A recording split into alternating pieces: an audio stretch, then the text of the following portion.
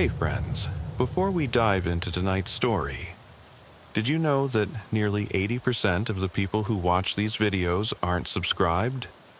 If you're enjoying this kind of content, consider hitting the subscribe button. It really helps a lot, and it keeps these long stories going. Also, I'd love to hear from you.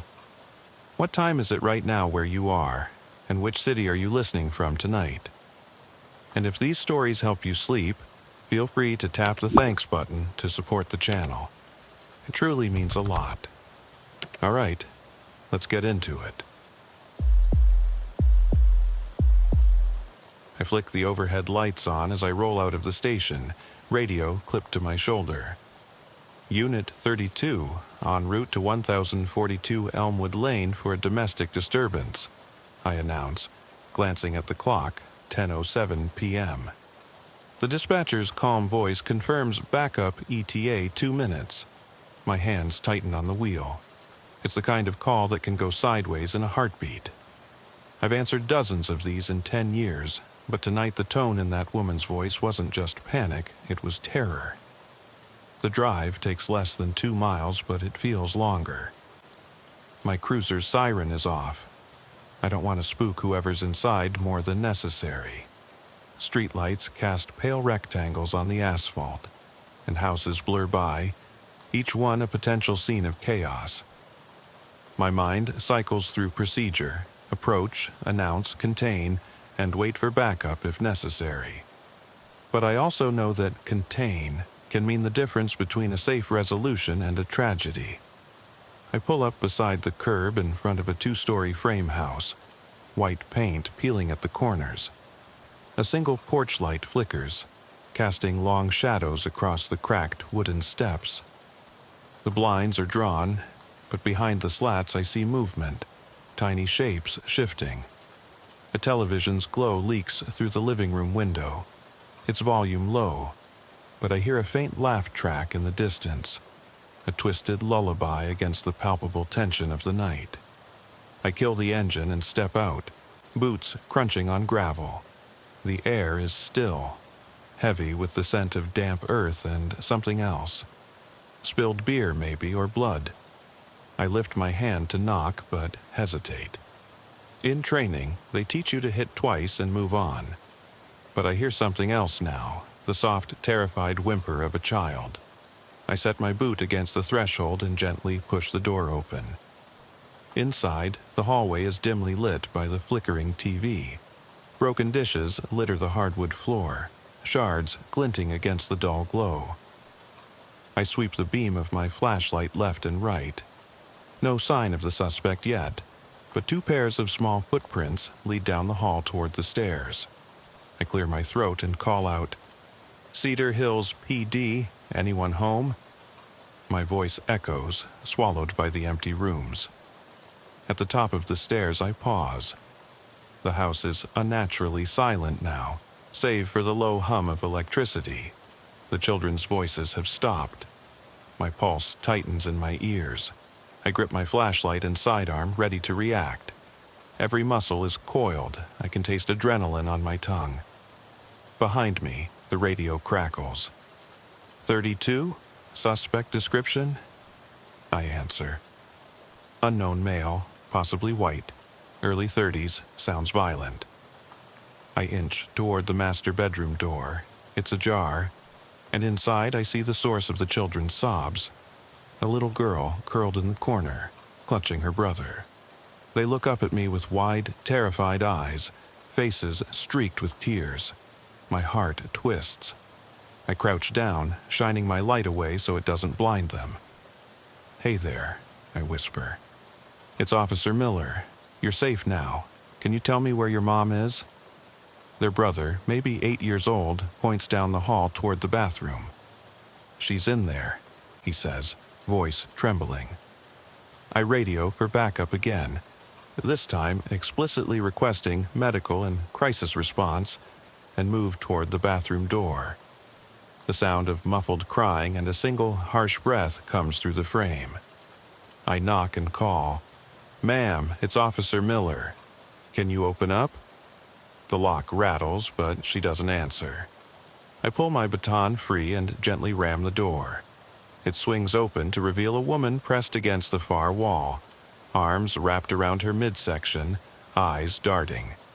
Her blouse is torn and stained, and bruises bloom along her arms and neck. She clutches a half-empty bottle of prescription pills in one hand. Behind her, a shattered mirror and overturned vanity chair speak of a violent struggle. I holster my baton, switching to my calmest tone. "Mrs. Carter, I'm here to help. Let's get you out of here." She trembles, nods, and I guide her out into the hallway, where I crouch beside the children. I remove my gloves and place a reassuring hand on her shoulder. She leans into me, silent tears falling. The children huddle close, little hands clutching the hem of my uniform. Footsteps thunder on the porch behind me. Backup has arrived. I stand and draw my taser, cautious. Through the front window, I catch a glimpse of movement. A dark shape slipping past the side of the house. My radio erupts. Unit 32 to dispatch. Suspect fleeing on foot, east side yard. Send units to intercept. I bolt after him, heart pounding, adrenaline ignited. Outside, the night air hits me like a wall. I race around to the side yard, flashlight swinging wildly. In the darkness, I see him crouched behind a bush, rain-slicked branches draping over his head. He springs up, eyes crazed, and I fire the taser. The probes sink into his jacket and he jerks violently before collapsing onto the wet grass. I kick him gently to confirm, no movement. I holster the taser and cuff him. He sputters, half awake, mumbling unintelligibly. I flip him onto his back and apply firm pressure to keep him subdued. My arms shake with aftershocks of adrenaline. Moments later, backup officers arrive and take him into custody. I step back, chest heaving, watching them haul him inside. I return to the porch where the family stands, children clinging to their mother. The little girl gazes up at me, eyes wide. I offer a timid smile, keeping my voice soft. "It's over now. He won't hurt you anymore." She nods, pressing her face against her mother's coat. The mother looks at me with exhaustion and relief mixing in her eyes. I radio dispatch. 32 to dispatch. Suspect in custody, mother and children safe. Requesting medical to the scene and crisis team for family. The dispatcher's voice is calm, but I hear concern underneath. I lower my radio and lean against the porch rail, breathing hard. The house is still, as if holding its breath after the storm. I glance back at the living room window. The sitcom laugh track continues, eerily out of place. I shake my head, wondering how many nights it will ring in my ears. Then, I turn back to the family and prepare to guide them inside, to wait for paramedics and therapists, to carry this night's weight with me as long as I wear this badge. I step aside as the EMS crew unload their gurney, watching them move quickly but carefully through the shattered entryway. The mother, Mrs. Carter, has slumped to the floor against the wall, her head resting on her knees, tears still streaming. Her children sit beside her, wrapped in a thin emergency blanket, eyes wide and unblinking. One of the medics kneels beside them, gently checking vital signs. The other directs a partner to clear a space for treatment. I holster my taser and radio the scene. 32 to dispatch. Medical on scene, suspect in custody. I'm securing the house for evidence collection. Footsteps echo on the porch behind me. Officer Daniels and Officer Price arrive, squad lights painting the house in alternating red and blue. Daniels takes the suspect from my hands. Price moves past me into the living room, where he begins laying down crime scene tape. I nod to both, then turn back to the family. The mother raises her head, blood beneath her blouse visible where the fabric tore. She manages a small nod when she sees me. I crouch again, speaking softly. "Ma'am, The paramedics will get you patched up. Do you want to come sit in the ambulance cab while they check you out? She hesitates, eyes flicking to her children, then bows her head and allows the medic to help her up. The kids cling to her legs for a moment before the blanket is wrapped around them too. I stand and move to the side yard, where Price is locking down the suspect's personal belongings: a torn jacket, an empty beer can, and a crumpled shirt with dark stains. I watch as Price glances back at me, concern in his eyes. He nods, and I radio 32 to dispatch. Evidence items collected, suspect match description, request K9 unit for scan of side yard. The faint click of cuffs releases the suspect from the metal bench at the bumper of my cruiser. He's slumped forward, face turned away, hair matted with rain. He's silent now, defeated. I approach, crouching to his level. "Carter residence," I say, more statement than question. He lifts his head slowly. His eyes, bloodshot and glazed, fix on me for a moment before they dart away. "Yeah," he croaks. "That's right." "Do you understand you're under arrest for assault with a deadly weapon and child endangerment?" I ask, reading him his rights as Price stands behind me, ready to secure him for transport. The suspect nods once. His voice trembles. "I messed up." I stand and help Price lift him to his feet. The suspect's legs buckle slightly. Price steadies him. We guide him to the cruiser. He trails his hands along the side as if saying goodbye to the scene before we shove him into the back seat. Price closes the rear door with a definitive click. I walk back to the porch where the crisis response social worker has arrived. She kneels to speak with the children, checking their expressions, offering gentle words. I nod to her, then step back into the dark interior of the house for a final sweep. Inside, the beam of my flashlight illuminates chaos. Smashed picture frames on the floor, magazines scattered across the coffee table, spilled juice congealed on the carpet. I methodically work through each room, confirming no one else is hiding. In the master bedroom, I pause by the nightstand. A half-empty pill bottle tipped on its side. A child's drawing tucked under a book, showing stick figure parents and two smiling children holding hands. I pick up the drawing, noting how the crayon has smudged in a way that suggests someone clutched it tightly in fear. I pocket it as evidence. In the living room, the television still plays that same sitcom on a never-ending loop. The laugh track is almost comforting now, a reminder of normalcy in a house that felt like a war zone moments ago. I flip off the TV, plunging the room into darkness save for my flashlight. The sudden quiet is deafening.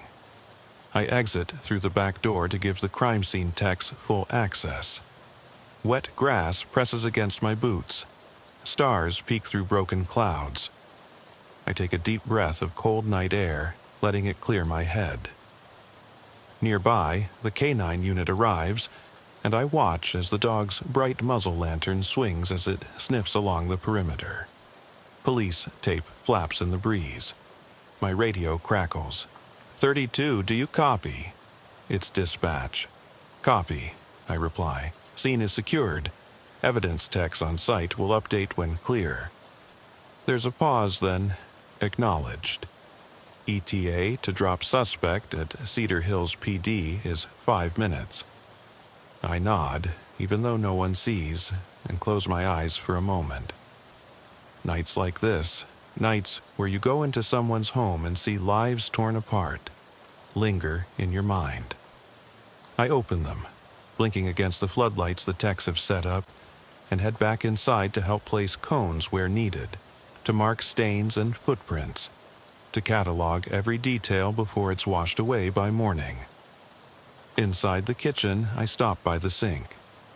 Fingerprints mar the stainless steel, and a single blood droplet darkens the rubber mat beneath the faucet. I kneel and swab the droplet, careful to preserve any DNA. My glove tastes salty where I accidentally grazed my palm. The tech notices, hovers in the doorway and nods. I stand, and he takes the swab. It's nearly midnight when I finally finish processing the scene. The last officer leaves, and I'm alone in the empty house. My footsteps echo as I walk back through the hallway. At the top of the stairs, I pause and listen. Nothing but my own breathing and the faint hum of the streetlight filtering through drawn curtains. I step onto the porch and close the door, locking it behind me. The screen door raps once against the frame.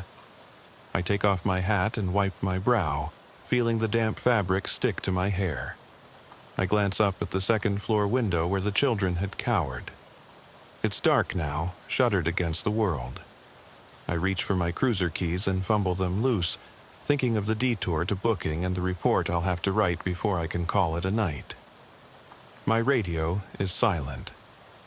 For a moment, I just stand there, letting the chill wrap around me. Then, as I slide into the driver's seat, my eye catches something on the porch floor.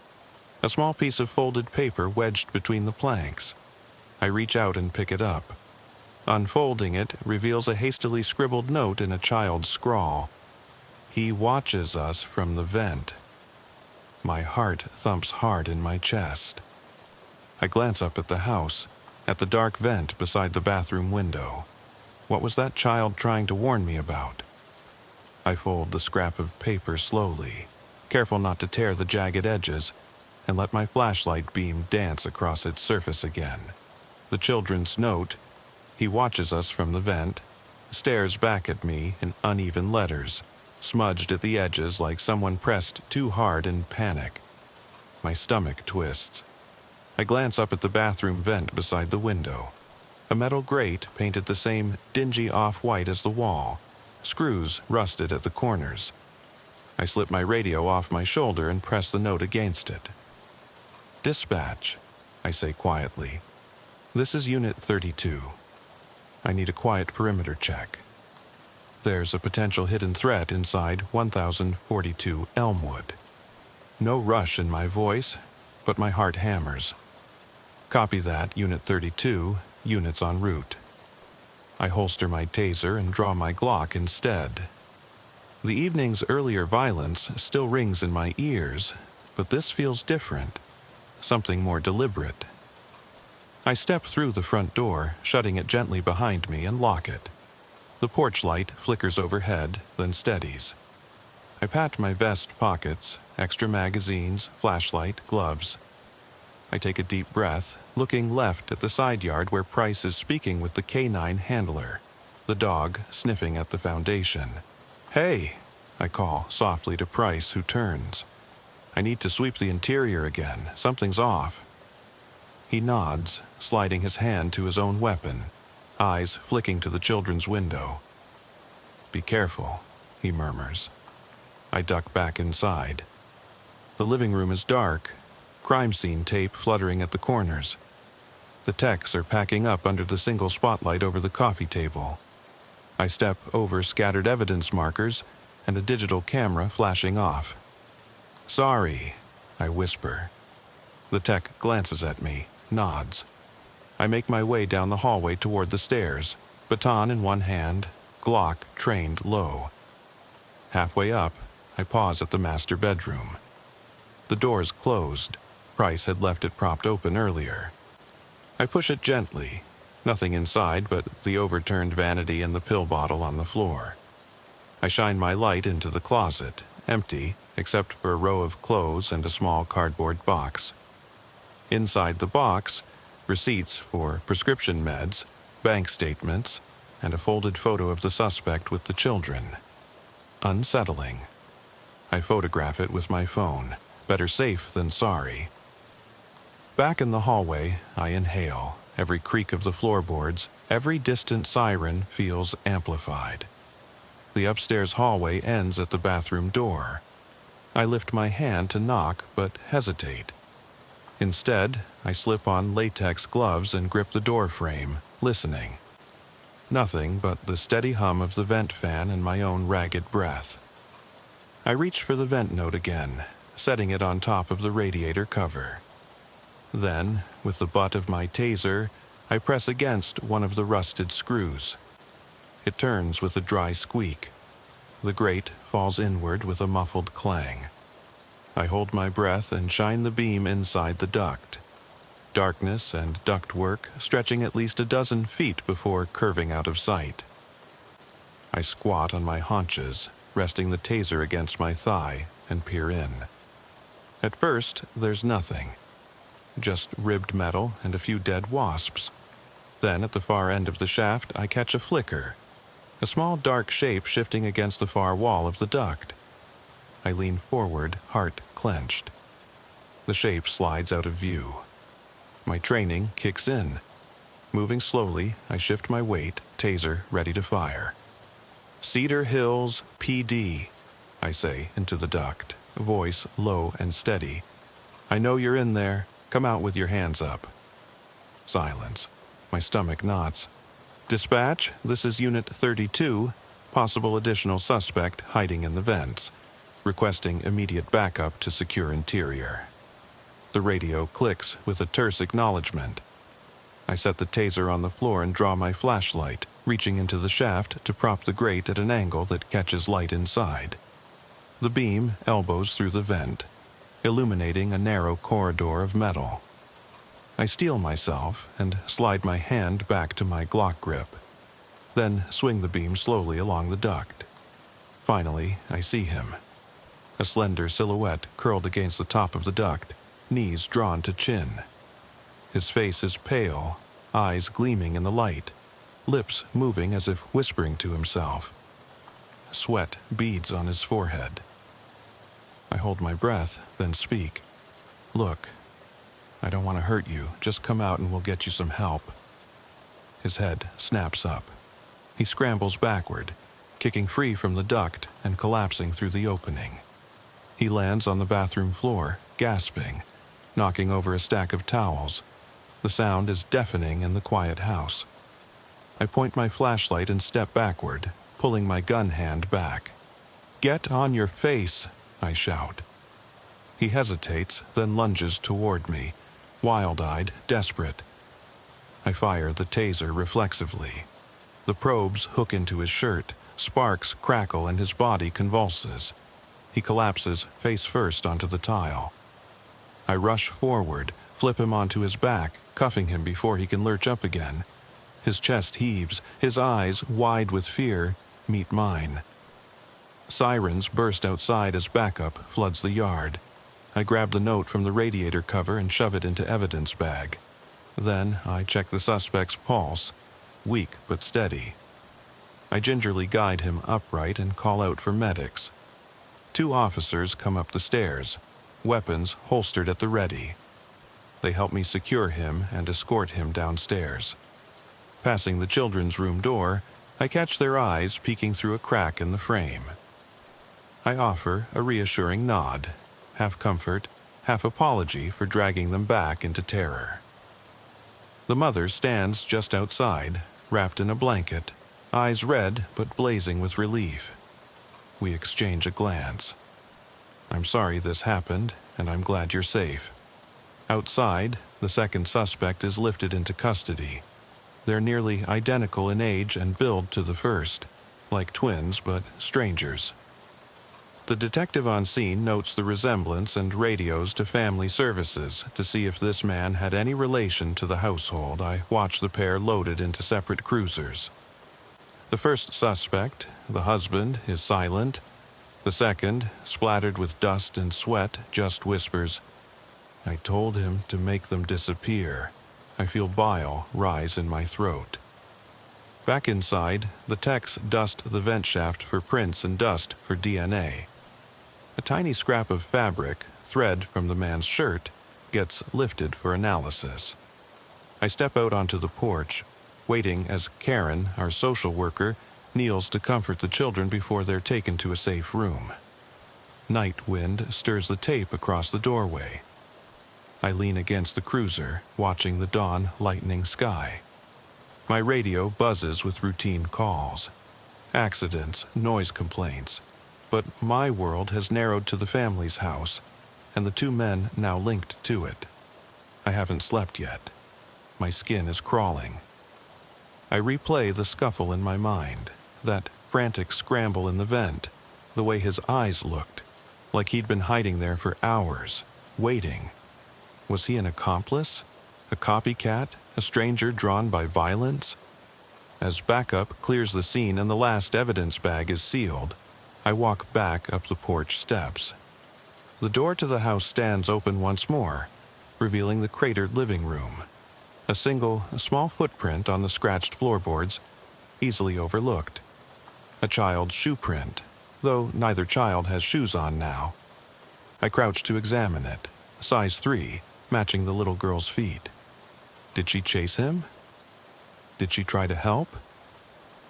I rise and close the door, locking it firmly. The click echoes. I glance back at the windows, dark and unwelcoming, wondering what other secrets that house still holds. As I slide into my cruiser and start the engine, I can't shake the image of that second man in the vent, watching, waiting. I radio the precinct. Unit 32, I'm en route back. Prepare interview room for 2 suspects and get CPS on standby. I drive away, siren off, headlights cutting through the pre-dawn haze. My reflection in the rearview mirror is pale and drawn. Whatever tangled web this family was caught in, we're only halfway unraveling it. I turn onto Main Street, then pause at the intersection. For a moment, the street is silent, save for the distant bark of a dog. I reach into my pocket and pull out the note again, staring at the jagged handwriting. He watches us from the vent. Who else was watching them all along? I ease the cruiser to a stop in the booking bay of Cedar Hills PD. Sirens off, but lights still casting that alternating red-blue glow across the pavement. The 2 suspects, one in the back of my car, one hauled in by Officer Price, sit in separate squads now. I kill the engine and step out, stretching muscles that have been locked in tension for hours. My radio crackles with a routine patrol query, but I switch it to silent. Everything essential has already been said. Suspects in custody, scene secured, medical and crisis teams handled. Inside, the processing area smells of antiseptic and stale coffee. Booking clerks move quickly, stamping forms, scanning IDs. I follow Price into the evidence room, where an evidence technician waits by the secure locker. The photo of the children's drawing, the scrap of paper with the vent warning, the blood-stained shirt, all tagged, logged, sealed. I watch as they slide each item behind the glass door, the locks clicking shut. Evidence seems final. Lives themselves are still fragile and unresolved. I glance down at the note again. He watches us from the vent. My gut clenches. That phrase has haunted me from the moment I read it under the dim glow of the cruiser's dome light. Not just words, but a plea. A witness statement from the smallest occupant of the Carter household. Something adults overlooked until now. I wipe my palm on my trousers. It's not sweat. It's that familiar adrenaline-tinged itch that means there's more. Something slipped through our net. Detective Harris appears beside me, tall and precise. He's got that keen-eyed gaze, the one that zeroes in on inconsistencies. He flips open his notebook. Mitchell, you want to brief me? This case is headed to the DA, but something tells me you're not done. His tone is low, respectful. I nod, snapping the lid of the evidence bag shut. I want to know who that second guy is and why he was hiding so long. If he had access to those vents, he could have been watching that family for weeks. Harris folds his arms. Agreed. We'll get CPS to check the kid's school for any signs of prior visits, and I'll run his prints through the system. But beyond that, we need to go back to the house. He leans in. You want to do that now? I hesitate. It's past 2 a.m., and the precinct is nearly deserted. Even the lights in the squad room flicker as if they're ready to shut off, but leaving the Carter house uninvestigated until daylight feels wrong. "I'll take one cruiser," I say. "Let's get back." I want to check every inch of that ductwork and see if there are any other points of entry. Maybe cameras, maybe notes. Harris nods and keys up the cruiser. The drive back is silent except for the hum of tires on asphalt. Even Main Street, usually humming with night owl traffic, is deserted. I watch the darkened storefront slip past, neon signs faded, and my reflection stares at me in the glass. I wonder how many other families in Cedar Hills are keeping secrets behind closed doors. Cedar Hills, quiet, ordinary, full of people who never expect me to show up at their front porch at midnight. Until I do. At Elmwood Lane, I kill the engine and step out into a breeze that chills through my uniform. The house stands quiet now, crime scene tape fluttering at the porch. The K9 unit has already finished its inspection. The dog lies panting in the back of its handler's vehicle. Harris and I approach, flashlights raised. The porch light still works, casting a single cone of yellow across the faded welcome mat. I pick up a corner of the tape and duck under. Inside, the living room is almost serene. The TV has been unplugged, its screen dark. The overturned coffee table remains an evidence marker.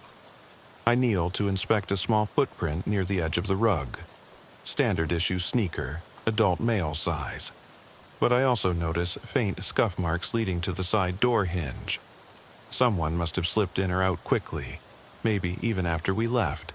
I trace the marks with my gloved finger. They lead toward the kitchen. We move through each room systematically. In the kitchen, Harris shines his light on splintered cabinet edges, and behind the trash can he pulls out a crumpled fast food wrapper from the previous evening, a clue that someone lingered here after dinner. I step to the side and examine the windowsill above the sink, where I find a faint fingerprint smudge on the glass. Not a full print, but enough to test. "We need to get these to the lab for enhancement," I say. In the hallway, I pause at the bedroom door. I push it open and step inside. The suspect's duffel bag sits by the closet, zip half open. I unzip it fully and find more pills, prescription, not his own, and a small digital voice recorder. I slide it into an evidence bag. Inside, its memory could be more than just screams. Maybe confessions, incriminating statements, names. This house has a memory itself, and we're only starting to listen. Harris checks the closet. Empty, but for that cardboard box of statements. He pulls another item, a stack of letters written in a woman's script, sealed in yellowed envelopes addressed simply, "To anyone who listens." He hands them to me. We exchange a glance. These are letters of desperation, perhaps from Mrs. Carter or an earlier occupant. "We need to read these," I say. They could explain why the husband snapped, or who he was angry at. Harris tucks the envelopes into his coat. Back in the living room, we pause. The house feels different in the early morning hours, less charged, more hollow. The walls, once stained with anger and fear, now absorbed and cooled. I run my hand along the banister, feeling the chipped paint and grooves worn by countless hands. I wonder how many times Mrs. Carter leaned there, crying or praying for help. As dawn edges the sky with pale light, we step outside again. The breeze has dropped. The street is still. We stand on the porch, looking back at the dark windows. "Anything else?" Harris asks. I reach into my pocket and pull out the detention slip for the second suspect, the one from the vent. His mugshot is still fresh in my mind. Wild eyes set in a gaunt face, sweat and fear etched on his brow. I crunch the paper in my fist. "Just one thing," I say. I want to ask him why he said, "make them disappear." Then I want to know who else he might have told that to. We climb into the cruiser, doors thudding shut. I fire up the engine and back down the driveway, careful to avoid the evidence markers. As we turn onto Elmwood Lane, I look to my right, the children's window now shuttered at dawn. A wisp of curtain moves as if someone is watching us leave. My pulse jumps. I nod to Harris, who glances over. "You see that?" he says quietly. I shake my head, grim. "Let's just go back. I don't want to miss anything." By the time we reach the precinct, the sky is fully light. I park, kill the engine, and sit for a moment, fingers tapping the steering wheel. Today, I'll run the letters through handwriting analysis. Interview the suspects again. Separately this time, press them on every detail. Tonight's confinement wasn't enough. This house had echoes. I need to know whose voice is still hiding in its walls. I grab my badge and step out into the twilight. The station doors swing open, and I walk inside, boots echoing against the tile floor. The detective sergeant nods at me from his desk. "Ready for round 2?" he asks. I drop the detention slip on his blotter. "More than ever," I say. "Because whatever happened here, I'm not leaving until I'm certain that family is truly safe." I head toward the interview rooms, adjusting my uniform, steeling my voice. Outside, the morning news truck arrives, reporters eager for the latest on the Carter case. I straighten my posture, preparing to face the lens and the questions. But first, I'll get telltale details from those 2 suspects, pry loose every hidden clue, dredge up every secret that house had buried in its vents. Because until I know exactly what they planned and who else was involved, no amount of paperwork will keep that house from breathing danger into the next unwitting victims. And that is one promise I refuse to break. I settle into the harsh fluorescence of the interrogation room. The second suspect across from me at the metal table. He's gaunt now, pale from the fluorescent glare, hands cuffed in front of him. His breathing is shallow, ragged, like he's still half expecting another shock from that vent scuffle. I rest my forearms on the tabletop, lean forward, and meet his eyes. "The note said you were watching them from the vent," I begin, voice calm but firm. "Why were you in the vents and for how long?" He blinks, jaw working, his lips part, eyes flicker toward the steel door. I wait. Finally, he exhales. I used to work here." The words tumble out. "Maintenance crew. They called me in for late-night leak repair back before they had kids." I file that away. "When did you last have access to the vents after that?" He shrugs, uneasy. "Years ago, I didn't want the job anymore, but I heard I just needed to see." His voice trails off. I press. "See what?" The corner of his mouth twitches. "Whether they ever left." Across the room, Detective Harris shifts in his chair, pen poised over his notebook. "Explain," he prompts. The suspect's gaze drifts to me. "They said it was just a normal house. Perfect mother, perfect kids, but life isn't perfect." He swallows. "I wanted to know what happened on nights like that, the ones they never called about." I feel a chill. "You're telling me you used your old maintenance key to sneak in and spy on them?" He nods slowly. "I got curious. Over weeks, I'd slip in, watch their routines. The arguments, the quiet moments, anything." He threads his fingers together. "I saw him come home drunk first time last summer. Saw him hit her." His voice catches. "I tried to warn her, left notes, but she threw them away." I glance to Harris. "What notes?" Harris leans in. "Can you describe them?" The suspect's eyes cloud. I'd slip them under the door. "He's coming home angry. Lock the vent door." Stuff like that. He shrugs again. "She never believed me. Said I was obsessive." My mind races. The broken TV, the bruise patterns, the overturned furniture. echoes of a pattern he'd watched unfold. Then, the night of the 911 call, I continue, you didn't warn them. You hid until it got worse. He shrugs, eyes hollow. I was scared, didn't want to be caught. You know what they do to people who spy. I realized the stakes were higher than I thought. My taser, my Glock, the procedural calm, it had all masked an undercurrent of human fear and morbid curiosity. You didn't just watch, I say quietly. You helped cover it up. He shakes his head. Number I tried to stop it. He bites his lip. I pulled the fire alarm in the vent shaft earlier that night. I thought the noise might distract him, but I didn't think it through. Harris scribbles in his notebook. I lean back, arms folded. So you sabotaged the vent fan to lure him into the shaft. The suspect crosses his wrists, resigned. I thought if he came down here to check, I could tackle him. Didn't want the kids hurt anymore. His eyes glaze. Then you tasered me, officer. I nod, swallowing. You interfered with a police investigation, I remind him.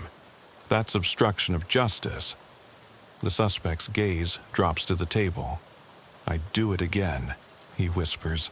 He was going to kill them. I exhale, rubbing my forehead. I glance at the clock, a line of orange digits blinking 4:27. Dawn is breaking soon. There's a thin sliver of light seeping through the blinds, painting stripes across the suspect's face. I feel the weight of my badge, the responsibility to protect, and the crushing realization that sometimes interference comes from unexpected places. I stand and collect the note I taped to the file. He watches us from the vent. I fold it once, twice, and slide it back into the evidence envelope. I look down at the suspect. I'll need you to write a full statement about every time you entered that house, and you'll testify about it in court. His eyes flick to mine, pleading. Please, he says, just keep them safe. I hesitate. I'll do my best, I promise. As I turn to leave, Harris calls out, Miller, one more thing. I pause at the door. He holds up a small, crumpled photograph, one of the envelopes we pulled from the closet. It's the only family portrait the couple ever took, before the violence, before the kids. He sets it on the table. She wrote to you. He nods at the suspect. In one of these letters, she mentioned someone else was living with them, someone they never told you about. I lean back, heart pounding. Someone else? Harris's pen hovers. The suspect's lips twitch in a half-smile. I think you'll find the truth between those pages, he says. I slip the photo into my coat pocket and step out into the hall.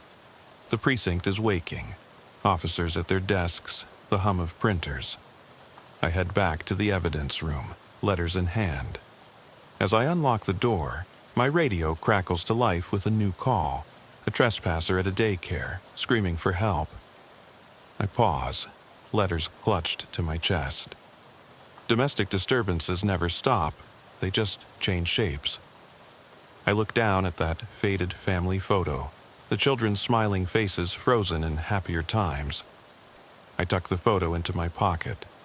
Detective, I say without turning, get CPS on standby. These letters need to be delivered today. He nods. Outside the window, the sun finally breaks the horizon. I step into the corridor, uniform stiff, heart heavier. I know the truth that letter holds could shatter everything the Carter family believed, or expose an even darker secret. I pocket my radio, fingers brushing the outline of the note once more. There is one question echoing in my mind as I walk toward the next call. How many more rooms in that house held secrets darker than the ones we've uncovered? Dispatch, Unit 23, domestic disturbance call. Location, 45, Willow Lane, Brookfield. Caller reports yelling and sound of children crying. Suspect possibly armed. Proceed with caution. Over. Unit 23. Copy that, dispatch. En route. Martinez. Out. I engaged the siren briefly, enough to warn neighbors without turning the whole block into a carnival. Through the windshield, the streetlights flicker against slick pavement, and I spot 45 Willow Lane halfway down the cul-de-sac. A single lamppost straight out front throws a sickly yellow pool of light across the cracked driveway. At the edge of that light, a red minivan idles, engine ticking. No one behind the wheel, no headlights, no brake lights, just the muffled hum of engine cooling in the autumn chill. I slide out of the cruiser, chest tight. Badge, clipped to my vest, pulses against my sternum like a heartbeat I can't control. The air tastes of damp leaves and gasoline. The radio crackles in my ear. Dispatch, you have Unit 23 on scene. Door appears closed. No visible activity, no traffic, over. I approach the front porch, hand resting on the grip of my service pistol, humbly holstered but within reach. 1 foot on the bottom step, I lift my flashlight. The beam cuts through the murk, landing on a shattered flower pot and muddy boots tracks. Small footprints leading from the walkway to the front door. Odd, leaves scatter over the concrete, but there, the prints are crisp, as if the earth itself remembered every step. I knock. Brookfield PD. Anyone home? We received a 911 call about a disturbance. Please open up. My voice carries through the door, a mixture of authority and caution. Silence. Then, muffled sobs, barely audible. They sound young. A child's cry. My breath catches. I try the knob. Locked. I radio in. Dispatch, Unit to 23. Door is locked from the inside. Suggest a code 4, forced entry if warranted. Over. Through the door, the crying intensifies, then cuts off abruptly, like a faucet turned off. I flash my light at the small window beside the door. A curtain sways, though no breeze stirs. The glass is smeared, as though someone pressed their palm flat against it and slid down the pane. Please open up, I repeat, louder. Police! Stand back from the door, or we'll have to force entry. Still no answer. The porch light sputters and dies. The world flips from safety to something darker in an instant. I reset my grip, raise my voice. This is your final warning. Open the door now. Behind me, the radio hums. Unit 23, stand by. Back up en route. I take a deep breath, place my shoulder against the door, and kick. The wood cracks, gives, splinters, and I'm through. Inside, the foyer lights hang broken, wires sparking like dying fireflies. A coffee table lies inverted in the corner, legs snapped. A framed family photo smashed. 3 smiling faces, now shattered glass across a blood-dark carpet. My stomach twists. The mother, the father, a little girl. The picture is warm, bright. Until now. Get a medic here, I called over my shoulder. Possible child endangerment. Need EMS and another unit. My radio confirms. Copy, Unit 23. Medic and Unit 24 in transit. Over. I sweep the beam down the hallway. The smell hits me then. A metallic tang mixed with damp blankets. A single staircase leads up. The crying echoes from somewhere above. I approach the hallway door. The knob is hot to the touch. Someone was gripping it hard, coming and going. I draw my sidearm, finger resting outside the trigger guard, muzzle angled down. Brookfield PD. If you're up here, show yourself. I don't want to hurt anyone. My voice cracks, betraying the adrenaline in my veins. A door at the end of the hall creaks open. A man appears, shirt torn, knuckles bruised, eyes wide with something I can't name. In one hand, he clutches a blood-stained wrench. He takes a step toward me, then halts, confusion scrambling his face. Put it down, I say, slowly. Step back, hands visible. He trembles, his breathing ragged. I heard. His voice is raw. He looks past me to the stairs. She's gone upstairs. He jerks the wrench toward the landing. My wife, she... I nod. Everyone okay? Where are the children? His eyes flick to the stairwell. Through the dim light, I see two small figures pressed against the railing. A 9-year-old boy clutching his sister's hand. Their faces are pale, eyes huge. Behind them, the hallway light reveals a long smear across the carpet, something dark, crimson. I walk to the stairs, holstered weapon aimed at the man but low enough not to frighten the kids more. Hey, buddy, it's okay, I tell the boy. Your sister's safe. We're here to help. He nods, does not speak. The girl clutches a doll with missing limbs. I swallow the lump in my throat. Where did she go? I ask the man. His head dips. The master bedroom, he whispers. I glance at his torn shirt, deep red stain over his left shoulder. Did you call 911? He nods, tears welling. I tried to stop her, but she wouldn't listen. She cut herself. Then she chased the kids. I locked the door. I thought I could hold her. Holding her here was the right call, I assure him. But you need to let me get them to safety. I crouch before the children. Okay, I need you both to stay with me right here. The boy nods again. The girl squeezes his hand. I place a firm hand on each shoulder, guiding them down a half step so I can see behind me. Show me where she went, I say, rising and moving up the stairs. My partner's cruiser pulls in behind mine. Headlights cut sharp lines through the hallway window. In the distance, I hear sirens and see the red glow wash over the hallway walls through the front door window. Upstairs, the temperature drops. A cold draft brushes past my ear. I follow the man to his bedroom door. It's ajar, a thin crack of gray inside. I push it slowly. The room is dark, except for moonlight pooling on the hardwood floor. Pink walls, scattered toys, a floral comforter cast off to one side. And there, in the center, is her, face down, legs bent at an unnatural angle. Blood trickling from a slash across her forearm, pooling on the floor. My breath catches. I kick the door farther open, flashlight and taser drawn. Ma'am, police, talk to me. Are you hurt? No response. I set down the taser and reach for my medical kit. The man bursts into the room behind me, dropping the wrench. I tell him, get out, but he holds his ground, staring. I put a hand on his chest. Sir, please, back away. His eyes are red, wild. My radio chirps. Unit 24 on scene. EMS arriving.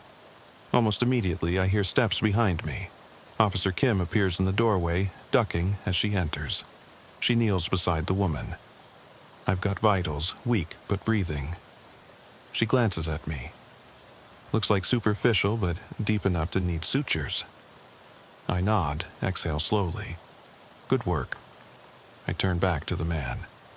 Sir, you understand why I had to force entry. We needed to secure your family. She's our priority now. Tears stream down his face.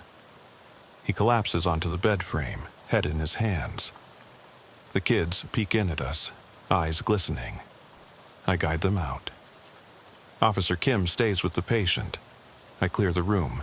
Evidence bags, gloved hands, photographs of the scene, every detail documented. Dispatch updates. Unit 23, continue to secure the scene. Detectives en route. Over. I walk downstairs. In the living room by the front window, I find my flashlight beam picks up a small locket on the coffee table. Inside, a photo of two children on the beach. Sunlight, smiles, innocence. I pocket it.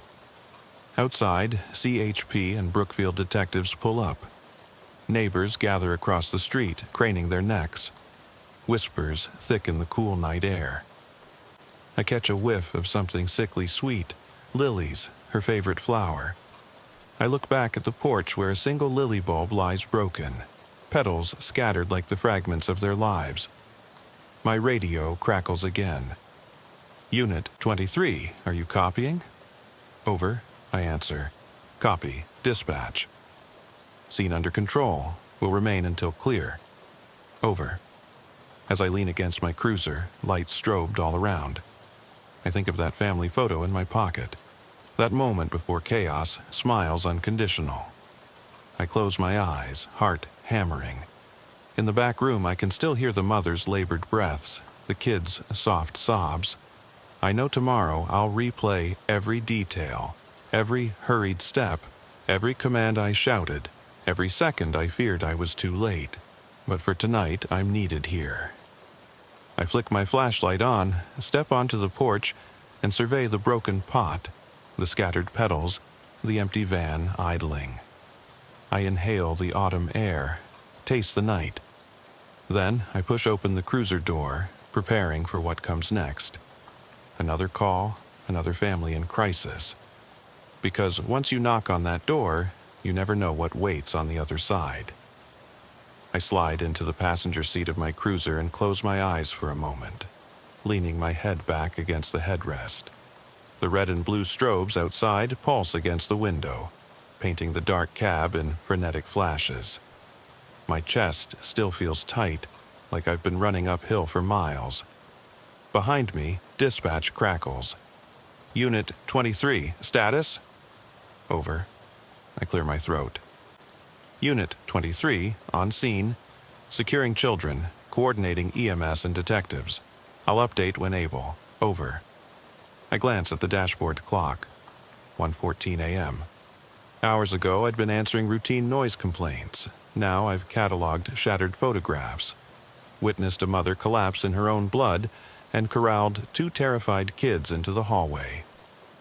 The night still holds its breath. Lieutenant Harris pulls up in a black Tahoe. He kills his engine, steps out, and nods to me without words. When he reaches my window, I lower the glass. "How's it look?" he asks, voice low. Mother stable, airlift to Cedar Grove General. Kids under protective custody but unharmed. Father cooperating. Detectives canvassing upstairs, found possible self-harm. We recovered personal locket, evidence bagged, scene mostly clear. I pause, shrugging. Still unsettled. Harris rubs his forehead. "Good work. You sure you don't need a break?" He sounds tired. I don't, not yet. "I'm fine, I'll ride it out." He studies me, then pats the roof. "Make sure you log everything, statements from father and children. CPS on standby. We'll need you back at HQ for follow-up. Get some coffee before then. Lieutenant out." I close the window as he walks away and lift my door. The chill night air rushes in. I step out and head toward the front porch. The flower pot still lies shattered where I forced entry. Petals slip across the concrete into the grass. I pick up a single petal, white with blood-tinted edges, and let it fall. Then I push through the threshold again. Inside, the cops are methodically working. Officer Kim finishes bandaging a small cut on the boy's forehead as he sits in a corner blanket. The girl grips a stuffed rabbit handed to her by a social worker. The father stands near the staircase, hands clenched at his sides. I catch his eye and nod. He looks as though he hasn't slept in days. I move to the kitchen, where the coroner's assistant snaps photos of the bloodstain. I crouch beside him. "Make sure you get the skull pattern on the linoleum," I say softly. "That smear stops right at the cabinet line, could indicate placement." He adjusts his camera without a word. I stand, brush dust off my pants, and head for the hallway. CPS workers have begun lightly questioning the children here, keeping Mother's bedroom door closed behind a privacy screen. My radio hisses, "Unit 23, State PD detectives en route ETA 5 minutes. I exhale. Even with everyone here, I can still feel that cold crawl in the air, like something's watching. I follow my boots' echo down the hall to the living room. The clock on the mantel still ticks. chiming every 15 minutes oblivious. I've always hated those old wind-up clocks. Too loud, too relentless. I sink into the armchair facing the shattered photo. It's crooked on its stand. I push it level. It's the only thing here that seems natural among the wreckage of this family's life. 3 faces frozen in happier times. Smiling mother, proud father, giggling daughter. Now shards of glass lie beside the frame.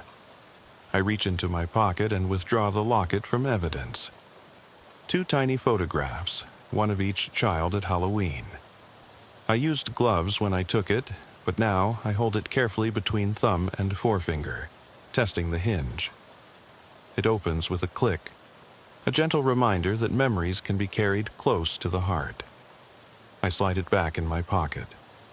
The front door creaks and the detectives arrive.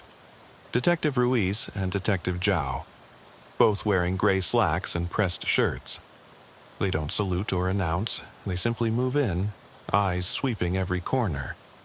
Ruiz approaches me. "Lieutenant said you handled it?" he asks.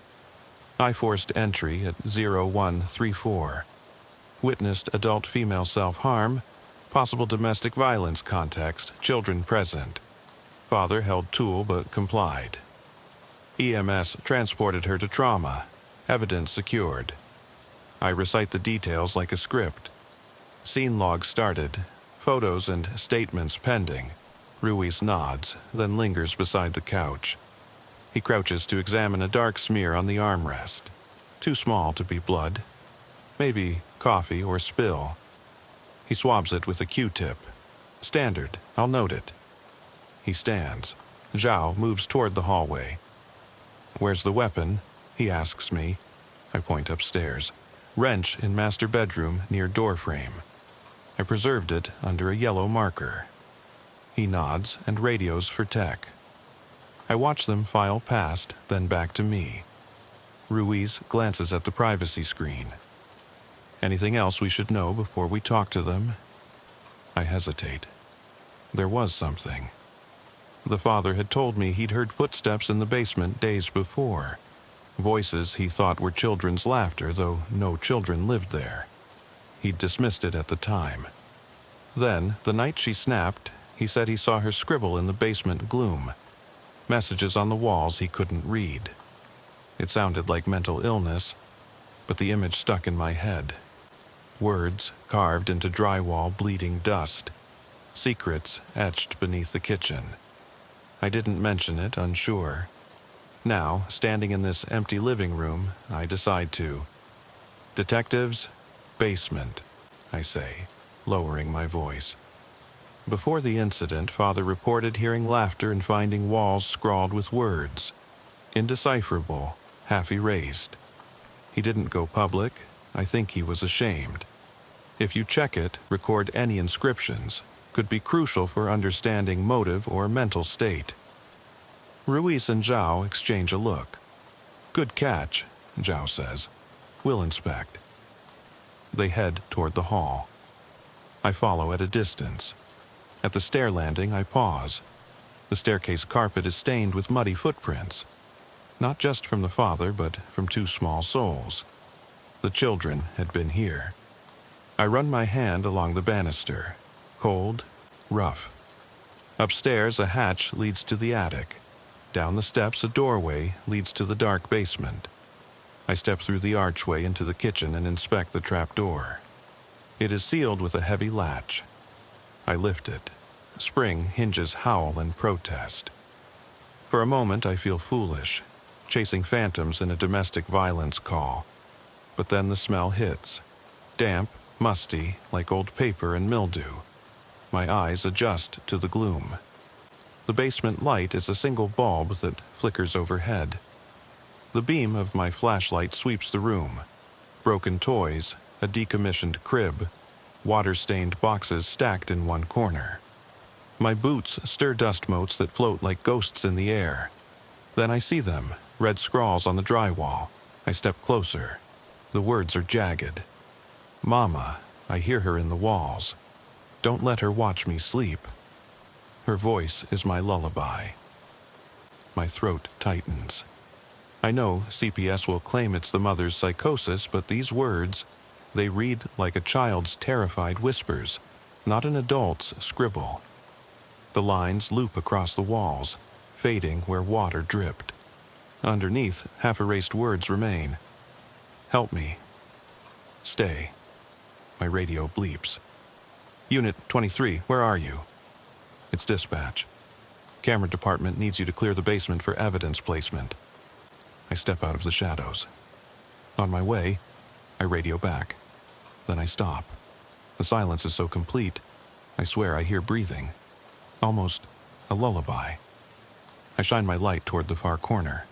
Nothing but a pile of empty crates. My pulse spikes and I swallow. I climb the stairs, heart pounding. One commandment in policing: trust your gut. Something down there isn't right.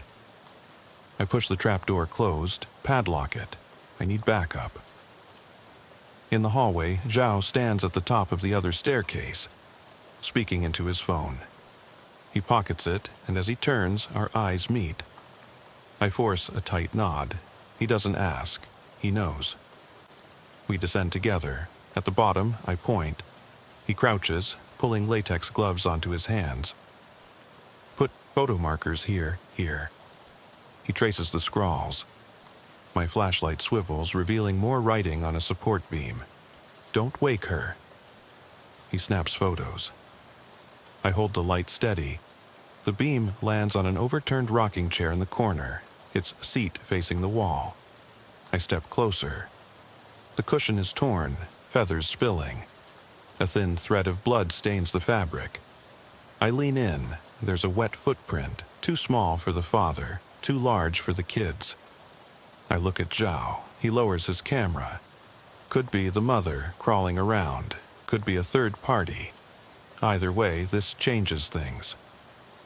He stands, glances at me, then checks his own radio. We need forensic down here. Notify them. Upstairs, we find the children still trembling on the couch. I crouch beside them, recalling my own childhood bedroom's built-in closets where shadows danced. Hey, I whisper. You guys still doing okay? The boy nods, hugging his sister's hand. I glance at the smudged words upstairs and wonder if I should tell them someone's coming for a story from their hearts. But tonight, their safety is my priority. I stand and brush dust from my uniform.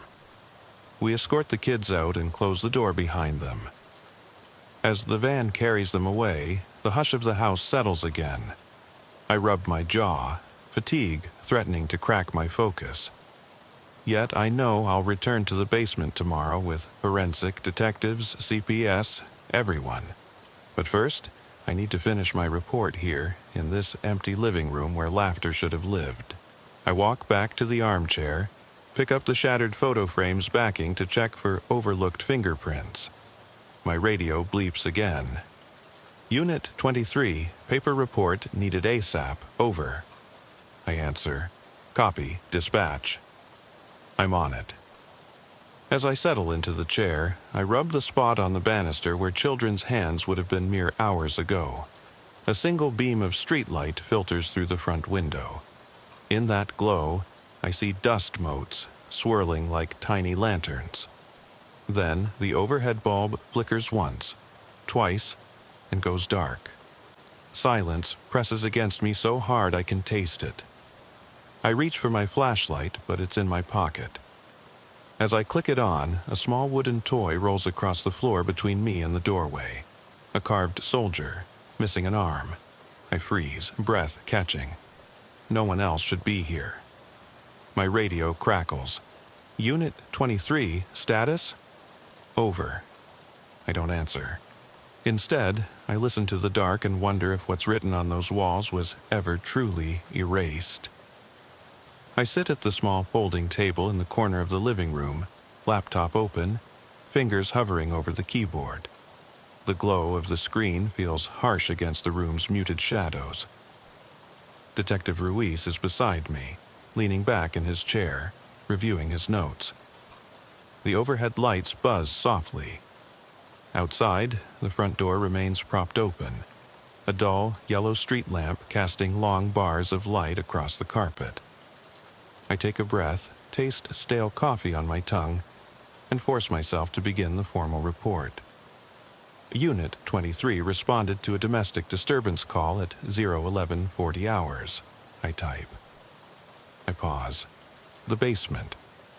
The words scrawled with frantic hand. I add a line. Basement walls observed with red inscriptions consistent with childlike handwriting. Phrases include, "Mama, I hear her in the walls. Don't let her watch me sleep. And her voice is my lullaby." My stomach clenches at those words. I look up. Ruiz's eyes flick to mine. I nod. He understands why that detail looms large. I lean back, push my chair aside, and stand. My fatigue tugs like gravity. I walk to the front window and stare out at the minivan. It idles quietly in the driveway, engine ticking as it cools. I remember opening that door, stepping inside, hearing the children's cries, small, raw, and feeling a fear that would not leave me. Detective Zhao emerges from the kitchen. He's holding a small evidence bag. "Found under the couch," he says softly, fingertips brushing the zipper. Inside is a single crayon, dark red, smeared with dried plaster dust. Likely used to write those basement messages. He hands it to me. I turn it over in my gloved hand. The tip is worn flat, as though pressed hard. I slip it into my own evidence pouch. "Anything else downstairs?" I ask. He shakes his head. We bag the corner rocking chair, the tool from upstairs, the locket. Tech'll finish photos soon. I nod. "Good, let's get statements." I open the hallway door. The father sits on the bottom stair, shoulders rounded. His shirt, now bagged for evidence, is replaced by a fresh jacket provided by the social worker. His children stand beside him, silent. CPS arrives at that moment. A small woman with gentle eyes, notebook in hand. She kneels beside the boy. "Hi there," she says, voice soft. "Can you tell me your name?" He nods. I step back and allow her space. I walk to the door of the master bedroom. The privacy screen still stands guard. Behind it, I hear muffled sobs, the mother's breaths shallow. I close my eyes for a moment. I know we have to keep her separated from her kids until she's stable. Detective Ruiz follows. "You ready?" he asks. I nod and pull aside the screen. She's on the bed, knees drawn up, arms wrapped tight. The sheets around her arm wound are blood-soaked. Her eyes flick open and fix on me, hollow, glazed. "Officer," she whispers. They won't stop talking." I crouch at the edge of the bed. "I'm here to help," I say. "Can you tell me your name?" She breathes heavily. Laura, I repeat. "I'm Officer Martinez. I need to know what happened." Her gaze slides past me. They're in the walls. They sing. They never stop. She jerks her head toward the hallway. I hear the faint echo of children's laughter, though neither child nor adult is present. Ruiz stands behind me. Gently, I place a hand on Laura's shoulder. "Laura, it's okay. There's no one here except us. You're safe." She tenses, then slumps back, tears leaking down her pale cheeks. "I tried to keep them out," she sobs, "but they got in through the cracks." I exchange a glance with Ruiz. He steps forward and kneels. "Let's get you checked out by EMS again," he says. Paramedics had already cleared her brief stabilization upstairs, but mental health assessment is separate. One of the paramedics enters with a teal clipboard. "Ma'am, we need you to come with us to the hospital," she says kindly. Laura nods blankly. I stand, address the paramedic and Detective Zhao. "Make sure to log her exact statements. She's a key witness and victim." I turn away and head for the dining room. where the social worker is gently coaxing the girl to draw a picture of her favorite place. The child's pencil movements are hesitant. I crouch beside her. "Hi, Pumpkin," I say quietly. She looks up, eyes red-rimmed. "Do you want me to protect your picture?" She shakes her head. "Can you draw us?" She scribbles a small house by a tree. I ask, "Who lives there?" She whispers, "Mommy." I nod, swallow. "Thank you for sharing." I stand, head pounding. My neck feels taut. I check my watch, 2:37 a.m. Part of me wants to go home, collapse into a bed. But another part, the part that's certain something else is here, insists I remain. I close the laptop, pack my pen and notepad, and gather my report kit. I step outside for air. The minivan's engine is off now. Someone turned it off when the kids were placed in CPS care. The street is silent, empty. I spot footprints in the dew on the grass. Too large, too small. A family's tracks. I kneel and trace the small prints with a gloved finger. They step from the sidewalk to the porch and into the house. Nothing beyond, no exit. The children were trapped. Inside, I encounter Detective Zhao again. I check the basement. No forced entry from below. "Someone had to go through that trap door," he says.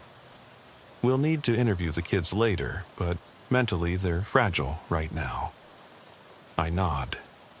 "Yes, let's wait until they're seen by a child psychologist." I pause. "Have we checked the walls for any other inscriptions? They could be under the drywall paint." Zhao sighs.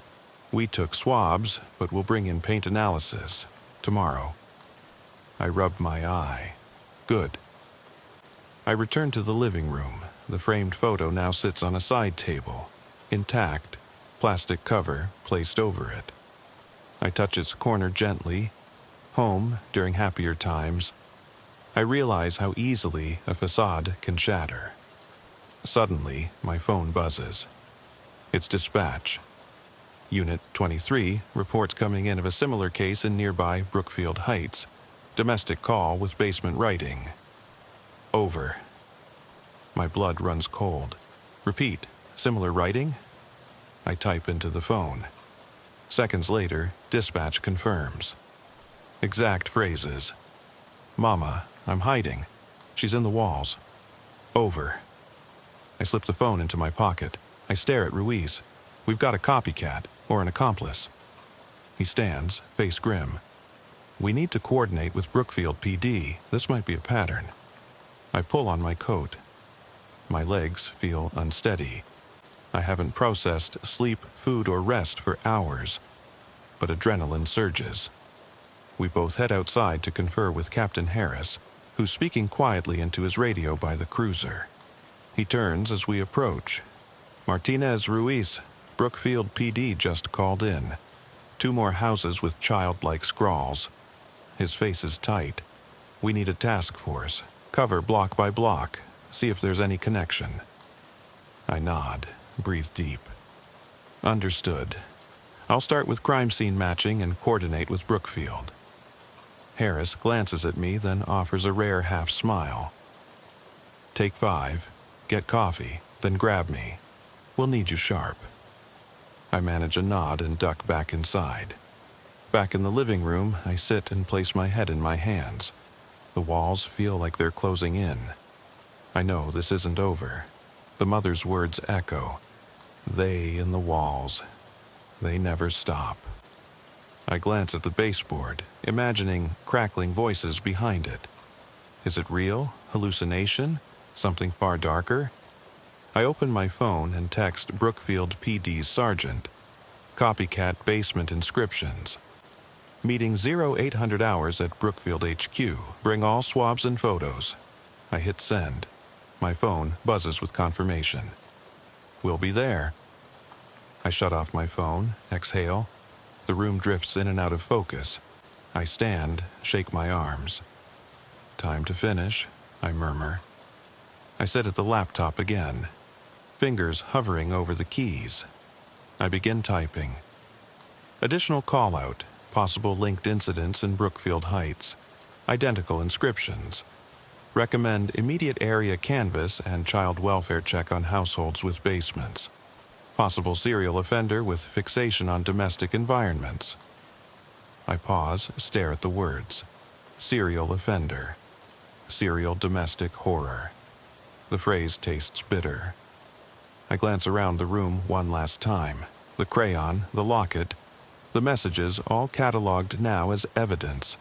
But the lasting evidence will be in my mind.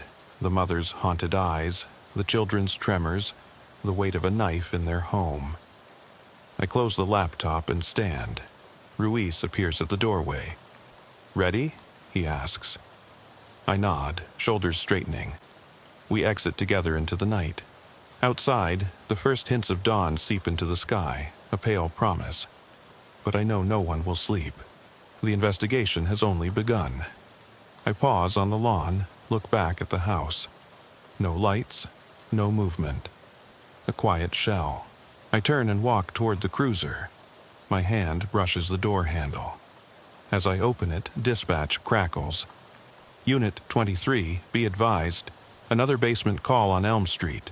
Child screaming online. Over. My pulse hammers again. I reach for the mic. Unit 23, responding. Location? Over. The air in the cab feels heavy, charged. I take the mic, ready to answer the call. My voice is steady, professional, even as my insides knot. Because this is what we do. We knock, we enter, we confront the darkness. And we never know what waits behind that next closed door. The call came in over my shoulder as I was closing up the report on Willow Lane. Unit 23, 911, domestic disturbance, Elm Street, Brookfield Heights. Possible basement entry, child's voice screaming. Proceed with caution. Over. My heart sank. Wood-framed houses with shallow basements, the same red scrawls. Children trapped in some private nightmare. I exchanged a look with Detective Ruiz across the front yard, where yellow evidence tape fluttered in the dawn breeze. He nodded. We'd been expecting it. I holstered my laptop in its case, clipped my radio to my vest, and slipped back into uniform gloves. The kids were in CPS care. Laura was admitted to psych, her battered arm stitched and wrapped. But the scars on her mind were still oozing. There was work to do. Unit 23 en route to Elm Street, I radioed. My voice sounded raw in my own ears. Lieutenant Harris responded immediately. Copy that. Brookfield HQ coordinating. ETA 2 minutes. Over. Brookfield Heights was less than 5 minutes north, but at this hour, traffic on residential streets still slowed you down. As I slid into the driver's seat, siren muted but lights flashing, I ran through my mental checklist. Team, Ruiz on second unit, Zhao and Kim on perimeter. EMS and mental health specialists on standby. Evidence kit, cameras out. Mental note, search basement, watch for inscriptions, record everything. I started the engine. The cruiser felt heavier than usual, as though someone had placed a weight on the hood. The red and blue strobes shimmered across the block's small lawns and mailboxes. I turned onto Elm Street, 1 block west of Cedar Grove Park. The house was a 2-story colonial with a low-pitched roof and a narrow driveway. A white minivan sat half on the grass, driver's window down, engine warm. I recognized the telltale indicator lights, the interior dome light flickering with each stutter of the engine. An earlier resident must have left in a hurry or been forced out. I killed the ignition. The cruiser's glow dropped to low idles. Outside, the air was crisp and smelled of damp soil. Leaves skittered across the pavement. I stepped out, door thudding shut, belt jingling. The din of my radio sounded distant in the night. Ruiz materialized by the front porch, pistol drawn but lowered, flashlight beam steady on the front door. He gave me a half nod. Kim and Zhao flanked the living room bay window, eyes scanning. No neighbor onlookers yet, phones still recording in the shadows. "Dispatch," I said over my shoulder. "Unit 23 on scene." Front door locked. No sign of struggle beyond the van. I tapped the door's surface with my fist. "Brookfield PD, open up, police." Silence, then soft sobbing, lower than a whisper. A child's voice, "Please don't let her in." It drifted through the door seam. My heart thudded. I motioned Ruiz closer. He placed his ear to the door. The sobbing stopped. A new sound, scratching. Thin scratching, like nails on plaster. I signaled Kim to circle the back. She bolted to the side yard with Zhao. Once around, they found the basement egress window open an inch, jam splintered, latch broken. A small muddy footprint pressed against the sill from outside. I glanced at Ruiz. "Basement entry," I radioed. "Suspect or victim went down there. Forensics, ready your tech."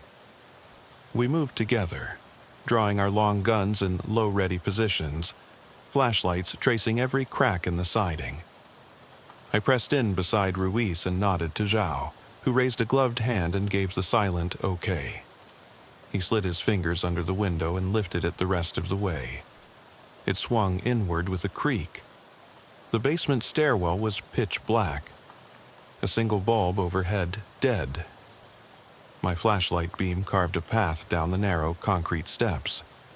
Cold air swirled around us, carried termites' dust and damp cardboard smell. The van's location made me wonder how long the engine had idled. Could it have been used to lure someone? Halfway down, I saw footprints in the dust. One adult, two small. They led deeper into the cavernous space. I counted, 10 steps to a low-hanging pipe, then they curved right. The beam caught scrawled words on a support beam. "Do not forget us." Blood dripped in streaks beneath the letters. I swallowed, finger hovering near the trigger guard. "Detective, you good?" I asked Ruiz. He nodded, lips pinched tight. We pressed on. The chain-link fence boxed around the gas heater. Storage shelves heaped with totes covered in plastic. Then another scrawl, this time on the concrete block wall. "They sleep in the cracks." The right side of the basement was stacked full. A makeshift fort built with chairs and a sheet, neon glow from a broken nightlight. I caught my reflection in a mirror propped on a shelf. Eyes wide, pale face. Part of me wanted to turn back. This was beyond any domestic case I'd ever handled. But duty kept me there.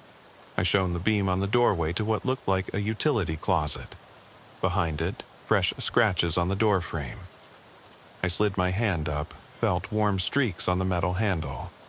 Blood. I could taste copper in my mouth. "Get EMS here," I whispered into my radio mic. "Suspected injury, possible victims trapped." Ruiz approached the closet, thumb over his radio. Slowly, he eased the door open. Inside, 3 small bodies huddled, knees pulled to chins, sobbing. 2 girls, maybe 5 and 7, and a boy, perhaps 9.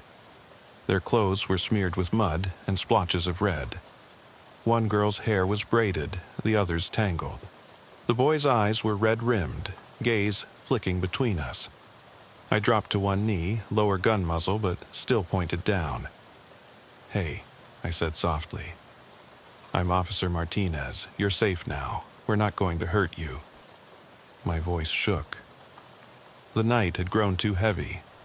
The boy whispered, "She said she'd come for us." My stomach lurched.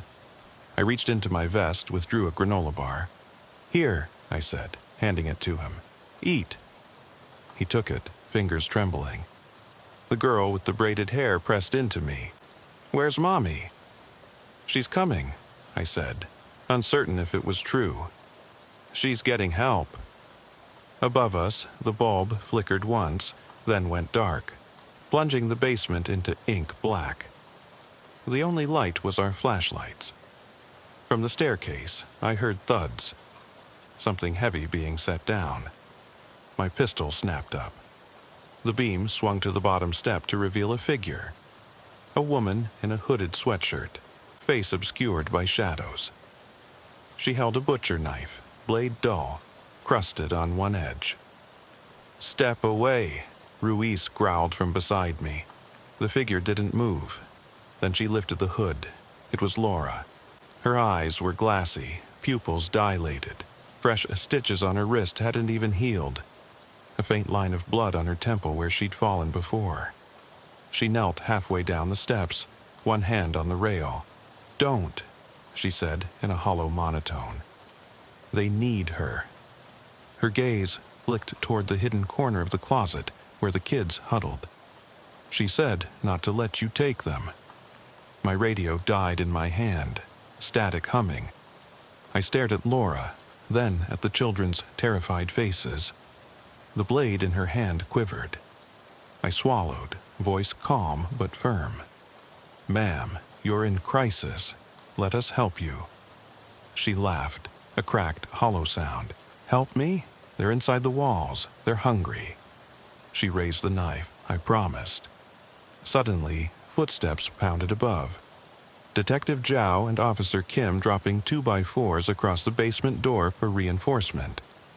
The concrete reverberated. Laura's head whipped upward. She backed toward the closet, step by step. I rose slowly, putting my weapon into low ready but keeping the flashlight beam trained on her. "Laura," I said gently, "don't make me do this." Her eyes flickered. Recognition? Fear? I couldn't tell. She pressed a finger to her lips, then darted around me and lunged toward the closet. "She's in there," Laura hissed. "She'll get them." I pivoted, grabbed her wrist, twisting. The knife clattered to the floor. Ruiz kicked it away. Kim cuffed her arms behind her back. Zhao pulled the children out, one at a time, handing them to waiting officers.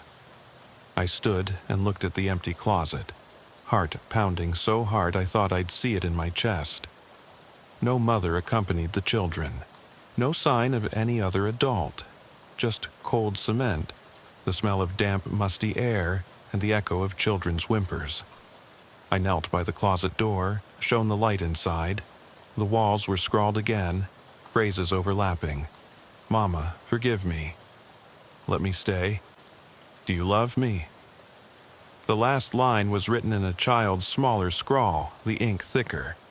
I pressed my thumb on it and felt a sticky residue. I bagged the panel. Laura was secured. CPS took the children. EMS checked her again, then she was driven off in an ambulance, screaming about voices in the pipes. I sank onto the bottom stair, head in my hands. The words, the copycat pattern, it made no sense. Why seed terror in each basement, scribble the same twisted lullaby, then abandon a mother to snap? Detective Ruiz sat beside me, soundless support. He finally asked, "Do you think it's her? A vigilante mother gone mad?" I shook my head. "She's a victim, but someone trained her to hear the walls, to carve those words." I wiped my eyes on my sleeve. No mother would... Not like this. We stood, gathered our gear. I shut the closet door, secured it with tape. Then I headed up the stairs for the last time, the house falling silent behind me. Outside, the first golden rays of sunrise touched the rooftops. I looked back at the basement window, now sealed with plywood. The inscription outside, on the wood, a new message scrawled in red. "They're still waiting." I stared until the light fully crept over the horizon, warming the yard. Then I turned, radio in hand, and walked toward my cruiser. "Unit 23, I said, voice steady. "Prepare to canvass every house with a basement in Brookfield, because this is far from over. Who's taught these mothers to carve nightmares into their walls? And who's watching us from the dark?" My words died in the morning air as I pressed the mic button. Silence answered. I drove off into the sunrise. Sirens silent now, lights off. but in my mind the walls still echoed with children's cries, waiting for someone to truly listen. And I wasn't sure I'd ever stop hearing them. I park my cruiser outside the station and kill the engine, but sleep won't come. The events of the last days churn in my mind like storm clouds. I step out into the cool morning air. Dawn is just breaking, and head toward the front door. My legs feel heavy, as if the weight of those children's cries is pressing down on me. Inside, the station is quiet except for the distant hum of fluorescent lights and the gentle tapping of keyboards. I sling my gear onto my desk and boot up my laptop. The case file sits on top, a stack of photos, reports, and swabs labeled Case 23 Will that I've barely glanced at since filing the preliminary report. I open the folder marked Basement Inscriptions and stare at the high-resolution images. Jagged red letters smeared across cinder block. Phrases overlapping in frantic loops. The handwriting shifts from childlike to adult scrawl in the same stroke, as if two minds bled onto the walls. I trace each line with my finger.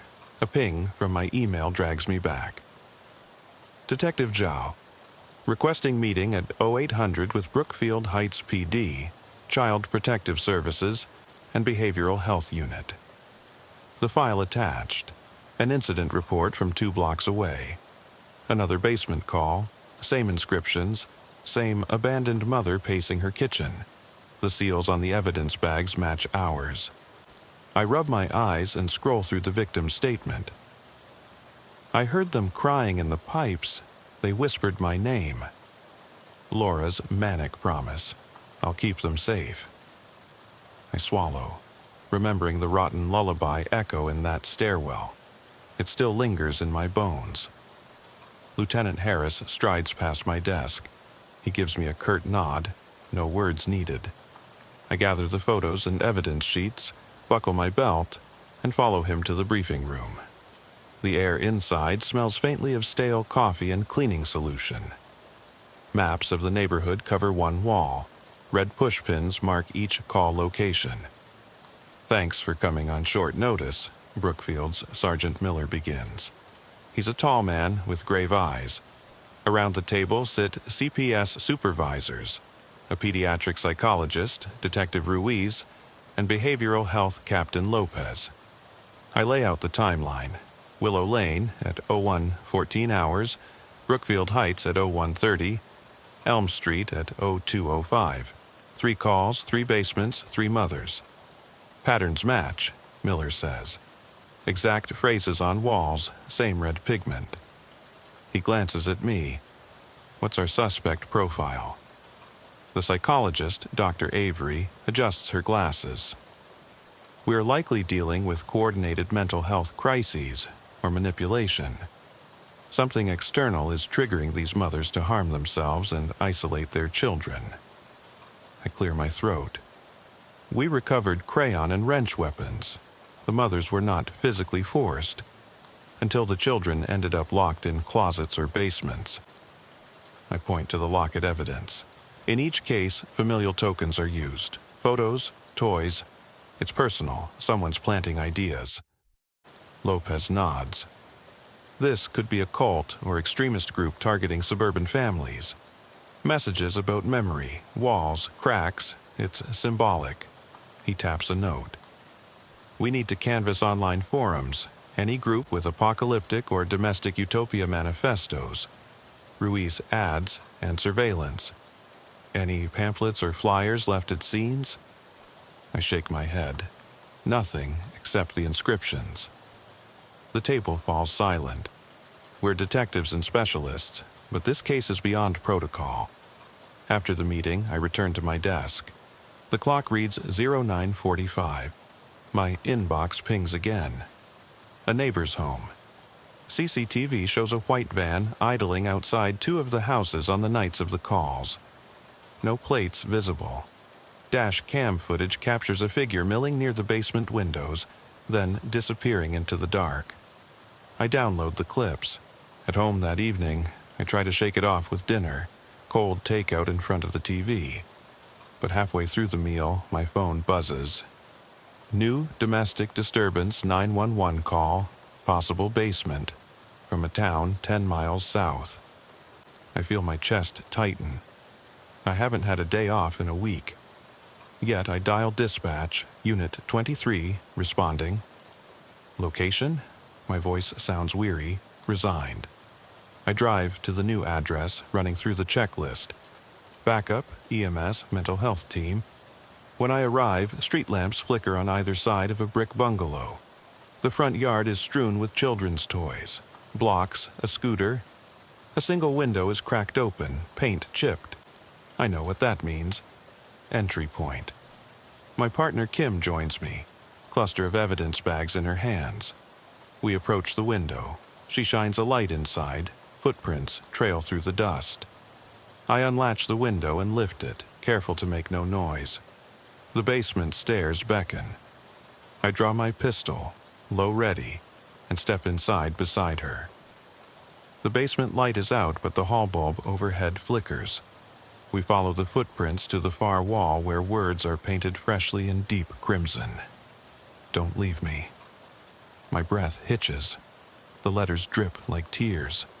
I kneel and inspect with gloved fingers. The paint is sticky. Kim takes photos. Whoever did this, they aren't hiding it, she whispers. Then I hear it. A soft giggle from the utility closet. Not a child's. Too brittle, echoing off the walls. My pulse races. I mount the camera and peep inside. A single wire spool and a crayon, but no person. The closet door swings closed of its own accord. I draw my flashlight across the dark corner. Nothing. We sweep the rest of the basement. Stacked boxes, a treadmill, an old chest. No children, no suspect. But mud is caked on the floor in a small circle where someone kneeled. I bag a swab. At the top of the stairs, I call for EMS and CPS. Back in the living room, I find muddy handprints smudged on a white wall. Small, adult-sized, but in red pigment. Someone reached out, maybe traced the lines a second time. I bag that too. My hands tremble as I zip the evidence pouch. As I leave the house, the faint sound of humming drifts down the crawlspace vent. It's warped, like a nursery rhyme slowed to half speed. I pause, heart pounding, listen. Then it stops. My radio buzzes. Unit 23, clear to release the scene. I reply, copy. Scene clear. At home, sleep finally finds me, but nightmares plague me. I'm back in that basement, footsteps echoing behind me, the walls dripping words I can't erase. I wake gasping, sweat damp on my forehead. My phone is on the nightstand, unread messages from CPS and the behavioral health unit asking for updates. I ignore them and lie still, staring at the ceiling. Morning arrives too soon. I shower, suit up, and head to HQ. On my desk, a single new evidence bag sits. Inside, a scrap of fabric, red, fuzzy, like a child's sweater. There's no note, no case number. I open it. Stuck to the inside flap in red crayon are 4 words. Officer, help us. My hand shakes as I drop the bag. I know that message wasn't scrawled by any of the mothers. It wasn't from the children. It came from someone, or something, else. I look up at the wall clock. I'm late for the meeting with Brookfield. But first, I call Lieutenant Harris. Sir, I say, voice barely above a whisper, we have a new twist. He pauses. What did you find? I swallow hard. A message for me. I hold the phone close. They're in my walls now. And at that moment, every creak of the station floor sounds like a whisper in the dark. What do you do when the walls themselves start to call your name? It was 2:05 a.m. on Tuesday, May 18th, 2021, when the dispatch voice crackled through my shoulder mic, dragging me from half-dream as I scanned the empty streets of Cedar Falls. Unit 12, We've got a 911 hang-up at 412 North Elm Street. Possible domestic disturbance. Caller reported shouting and a child crying. Line went dead. Send backup if possible. Over. I pressed the mic button. Copy that, dispatch. Unit 12 en route. ETA 2 minutes. I glanced at my partner's empty seat. Patrol Sergeant Lopez was tied up on another call, so it was just me. Officer Rachel Owens, fresh out of the academy, still wearing that 0800 to 2000 rookie badge shine. I flipped my cruiser's overhead lights into stealth mode. No blue-red strobes yet, just the faint glow of the dash and the console clock, which read 2:06. The night air was thick and humid, scenting of cut grass and the faint tang of river water from the nearby Cedar River. A low haze clung to the street lamps, turning each into a haloed beacon. My tires whispered on wet asphalt. There'd been rain off and on for the last hour, and my breath misted in the cabin as I wrestled the radio mic back into its clip. I clipped my flashlight to the belt on my left hip, mirror polished and ready, and ran a hand over the butt of my duty pistol, snug in its holster on the right. Standard procedure for any domestic call. Weapons up, awareness on high. As I turned off Main Avenue onto Elm, the houses blurred by like ghost silhouettes. Darkened windows, overgrown lawns.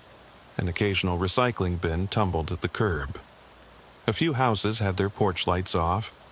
Most were dark. It struck me, as it often did on these midnight runs, how isolated a quiet suburban street could feel when something was wrong. I eased the cruiser to a stop 3 houses down from 412, so I could approach without announcing my presence with sirens or bright lights. I killed the engine, turned off the headlights, and slipped out into the night. My boots hit the damp pavement, and I crouched low behind my door, my hand resting on the grip of my flashlight. I tapped my mic again. Unit 12 on scene, silent approach, porch light off. I'm stepping to the front door. Footsteps muffled by grass, followed by static silence. Dispatch confirmed. I rose and moved toward the house, each step measured.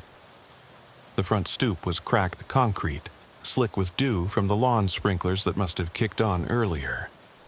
I could hear nothing but the quick pant of my own breath, the distant hum of the highway, and, faintly, a soft electronic hum from inside. A television left on low in the living room. I pressed my palm against the cool metal of the door handle. No sign of forced entry. The knob turned under my glove. I hung back, raised my flashlight in one hand and my pistol in the other, beam cutting a triangle of light across the threshold. Cedar Falls, PD. Officers, I called out. Open up, please. We got a report of yelling and a child crying. A door slammed somewhere past the entryway. I stepped inside, boots squishing slightly on wet carpet near the door. The foyer was dimly lit by the amber glow of a street lamp filtering through lace curtains. A muddy footprint marked the rug's edge. Chairs overturned, cushions torn open, foam oozing onto hardwood. I clicked my light back toward the hallway. No silhouette moved beyond the kitchen arch. My pulse raced, but I forced steady breathing. My training kicked in, clear every room, announce presence, keep civilians at a distance, call for backup when you're uncertain. I tapped my shoulder mic. Unit 12, I'm in the foyer. Requesting backup on a possible barricade. No visual on victims or suspects yet. Dispatch acknowledged, estimated backup arrival in 90 seconds. I pivoted toward the living room first, my boots heavy on the creaky boards. The TV stood on an entertainment center, volume muted, but picture flickering. A late-night infomercial hawking weight loss gadgets. A decorative vase lay shattered at the base, ivory shards scattered like teeth.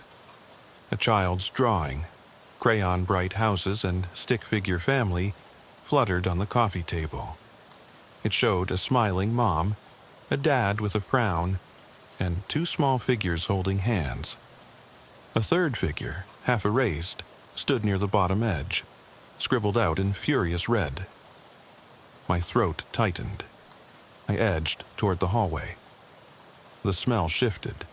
Warm, coppery undertones that reminded me of old perfume laced with something acrid. My flashlight swept over the door frame to the kitchen. There, the overhead bulb buzzed and flickered, casting strobing shadows. Dishes piled in the sink. A pitcher of half-poured milk tipped over, its contents seeping into cracks around the linoleum. A wooden dining chair lay on its side, one leg snapped off. I called again. Cedar Falls PD. If anyone's here, make yourself known. No response. I advanced down the hall, each step cautious. The carpet runner muffled my approach. I heard it then. Soft, whimpering sobs from the far room. My heart seized. It was unmistakable. A small voice trembling, crying. I rounded the corner into the master bedroom. The door hung open, swaying slightly. I clicked my light onto the bed, blankets twisted, pillow feathers strewn like snow. I stepped in, shining across scattered clothing and an upended nightstand. A pair of sneakers lay in front of a narrow closet door, scuffed and dusty. Then I saw them. Two small bodies pressed against the wall, hyperluminous in the flashlight beam. A little girl, maybe 6, clutching a faded teddy bear stained at the seam, her eyes wide like saucers, reflecting pure terror. Beside her, a boy, a year or two older, arms wrapped around himself, knees drawn up. Both shook, faces wet with tears. I holstered my pistol and crouched to their level. "Hey, it's okay. I'm Officer Owens. You're safe now." My voice shook despite my effort. The girl stared without blinking. The boy sniffed, then whispered, "Mommy's hurt." My mind raced. Where was the mother? Where was the suspect? I rose and swung my light toward the bathroom door at the far end of the bedroom. It was shut. I approached, ear against the wood. No movement, no answer. I could hear my own pulse thumping in my ears. "Mom?" I called softly. "Are you all right?" Silence. My radio crackled. "Unit 12, backup on scene." Relief washed over me like cold water, but it was tempered by adrenaline. I moved to gently usher the children toward the doorway. "Come on, sweethearts. Let's get you out of here." I reached for the doorknob to clear the rest of the house, training on that bathroom, when a faint creak echoed from inside. My hand froze mid-air. I turned to look at the kids. The little girl's eyes tracked mine. The boy swallowed hard. I felt the house shifting around me, its history of laughter and arguments, of lives lived behind these walls now stained by fear. I forced a calm tone. "Stay here. I'm going to check one more room. I'll be right back, okay?" I pivoted, flashlight in hand on holster, and pushed the bathroom door open. The hinges squealed. Inside, steam curled from a half-run faucet. Towels lay on the floor, sodden. Pink wallpaper peeled at the seam. Then I saw her. The mother, slumped on the edge of the clawfoot tub, eyes squeezed shut, arm dangling over the side. Her wrist was red, and a thin trickle of blood ran down her forearm, pooling on the tile. I paused, shock freezing me for a moment. This wasn't just a fight, it had escalated far beyond a shouting match. I should have radioed it in right then, but the knot in my chest tightened, and I swallowed hard, my throat raw. I tucked my flashlight under my arm and reached for her shoulder. Her head lolled heavy as I supported her and guided her from the tub onto the floor. Her eyes fluttered open. Panic, relief, resignation all mixed in one split-second stare. She whispered, He said he'd come back for me, for them. And before I could ask who or what or where he was now, the room went silent except for the drip of that faucet. I clicked my radio. Unit 12 to dispatch. Female victim down, 2 juveniles secure, suspect unknown, possibly still inside. Need EMS and Detective Leibowitz, over. As I knelt beside her, listening to her ragged breaths and the muffled sounds of my own backup entering the foyer, I felt something shift in the air, like the calm before a second storm. And in that pregnant pause, my gut told me the worst of this night wasn't over yet. I waited until the paramedics had loaded Mrs. Dalton onto the gurney before I let myself exhale. The screech of ambulance tires and the thump of the rear doors closing marked their departure, and the night fell back into an uneasy hush. Only the hiss of my own radio and the distant wail of sirens remained. I stepped into the hallway of 412 North Elm, flashlight and pistol back in hand, adrenaline still humming in my veins. Sergeant Lopez arrived behind me, his bulk filling the doorway. "What have you got?" he asked quietly, eyes scanning the chaos. "Mother found in the bathroom, possible wrist laceration, but not self-inflicted," I reported. "2 juveniles in the master bedroom, shaken but unharmed physically. No sign of the suspect so far."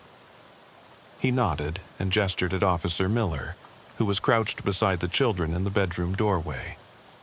The little girl had finally murmured her name, Ella, and the boy, Caleb, kept hugging his knees. Miller offered them water and a handful of animal crackers. I caught the girl brushing away tears. Her lip trembled.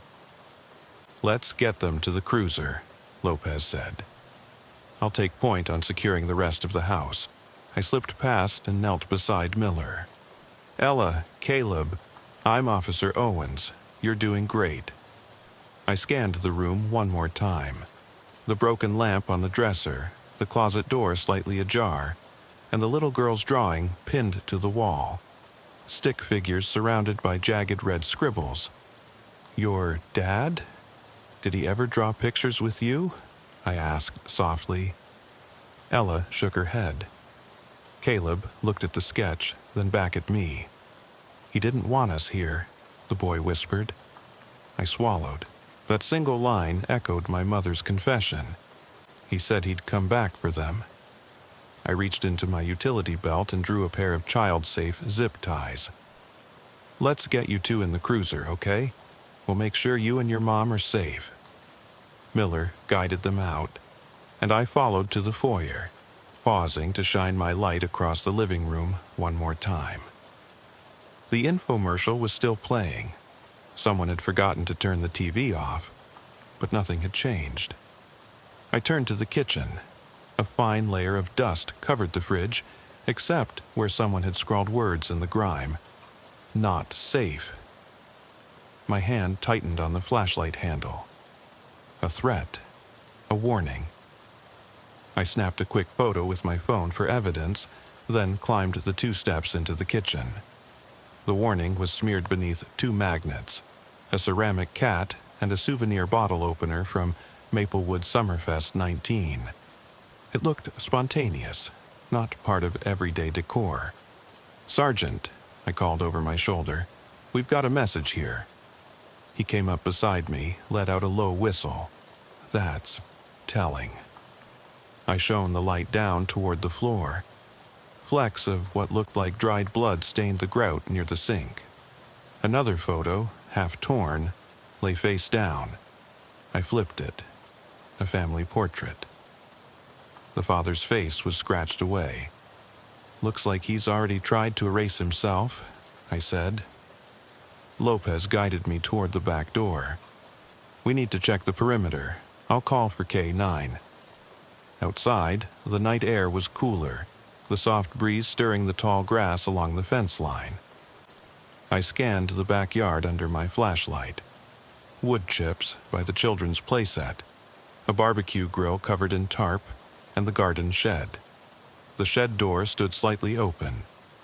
I slipped off my glove, tested the latch, and it swung inward with a creak. My heart thumped. Without hesitation, I swept my beam inside. Rusty tools hanging from pegboard, a folded bicycle, a pair of scuffed work boots, but no sign of anyone. Just dusty floorboards. I stepped in, careful not to touch anything. At the back wall lay a pile of wooden planks. I knelt and ran my fingers along the floor in front of them. Smudges of damp soil, small footprints leading between the planks. My radio sputtered. Unit 12, K9 Enforcer is on site. Handler is setting up perimeter. I stood and backed out, quietly closing the door behind me. I turned to see the handler and German shepherd approaching from the side gate. The dog's head lifted at my scent, nostrils flaring. The handler patted the dog's flank and released the tether. Enforcer bounded forward, nose low to the ground. I watched him follow the footprints toward the fence line. He paused, looked up at me, then darted forward again. I moved to follow, shining my light ahead, but the beam caught something out of place. The back gate was ajar, its latch broken. The chain securing it lay torn. "Looks fresh," I said, crouching to examine the splintered wood. Someone forced their way out. The dog led us beyond the fence into the neighbor's yard. I flashed across the pale siding of the adjacent house. No lights on inside. The dog continued toward the street, nose tracking a trail into the darkness. I keyed my mic. Unit 12 to dispatch. K9 is tracking the suspect from the rear yard. Possible direction of travel. Northbound on Elm toward Maple Street. Sending coordinates. My stomach nodded. Northbound Elm meant cutting through a well-lit commercial strip. Traffic would be light at this hour, but a witness might spot someone. I motioned for the handler to follow. We moved single file, eyes darting to every sound. The hum of an air conditioner, the drip of a leaky gutter, the distant bark of a neighborhood dog. About 50 yards down, the dog halted at a street lamp base.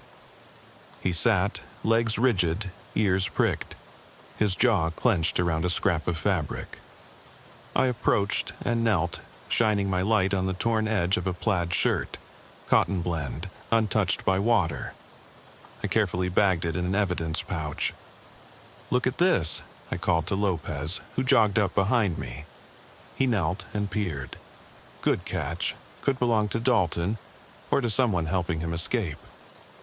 I studied the street beyond, empty sidewalks, the glowing facades of a corner convenience store, its neon sign humming. No people in sight. The dog sat waiting. I tapped the handle of my flashlight against my palm. "Dispatch, we're going to try canvassing the block. Ask nearby residents if they saw anyone fitting description, anyone running or acting suspicious. I'm going door to door." Lopez nodded. "I'll secure the scene here. Keep me posted on anything you find." As I walked back toward the first house, I felt the weight of every second. At every front stoop I stopped, knocked firmly and announced, "Cedar Falls PD, investigating a domestic disturbance nearby. Did you see anyone running away around 2 a.m.? Each door I knocked brought more silence, or sleepy no's. One neighbor admitted she'd heard raised voices around 1:45 a.m., but assumed it was a movie scene. At the fourth house, I found something else. Fresh tire tracks in the gravel driveway beside the garage. I snapped photos, noted the tread pattern. It matched the Ford Explorer department cruiser I drove, but these were deeper, wider. A larger SUV or truck. A witness might have seen it. I completed the canvass, but the night yielded no new leads. No one had seen Dalton, no one had heard a vehicle speeding off. The K9 team returned, no further track past the convenience store. The dog sat, panting, head low. Back at a 412 North Elm, the yellow crime scene tape fluttered in the breeze. Detective Leibowitz was on the porch, interviewing the children again through an open bedroom window. The little girl clutched her bear tighter, eyes red. The boy stared at the floor. I walked up and handed the detective the plaid fabric, pointing to the broken gate. This came from the suspect's shirt. Co-9 tracked him to Main Street but lost the trail there. He examined it, nodding. Good work. I'll have the lab run prints and DNA. Let's get the children and Mrs. Dalton to the station for statements. They'll need an officer with them until they have a family member. I exhaled, tension draining from my shoulders, only to feel the next wave tighten my chest. On the steps, someone had scribbled in chalk, "He watches." Beneath, a tiny hand had traced a circle around the words. I froze. Lopez came up beside me. "What is it?" I ran my flashlight beam across the script. Children's block letters, shaky but deliberate. My voice dropped. "Ella's hand, I think. We missed this when we first came in." Lopez scanned the yard. "That's unsettling." I swallowed. The entire house, already a crime scene, now felt alive with hidden threats. Someone had been here after we left, or maybe he never left at all. I tapped my mic. "Dispatch, securing 412 North Elm. Request extra units to keep the scene contained. Also, request a patrol check on Main Street convenience store video for 2 a.m. footage." As we waited for more units to arrive, I stood on the porch, flashlight in hand, staring into the dark rooms beyond the windows. The chalk message glowed faint in the porch light. I knew then, this night wasn't over, not by a long shot. I dropped back into the driver's seat of my cruiser, hands still trembling from the cold metal of that kitchen faucet and the sticky warmth of Mrs. Dalton's blood on my gloves. The dashboard clock read 3:12 a.m. Backup had secured the scene, the yellow tape fluttering in the mild breeze. K9 and evidence had gone off to comb the convenience store lot, and Detective Leibowitz was inside taking preliminary statements from Ella and Caleb. But I wasn't about to let this night end without pushing a little further. Sergeant Lopez had given me the nod to continue canvassing Maple Street and beyond, while he stayed with the crime scene and coordinated with EMS and victim services.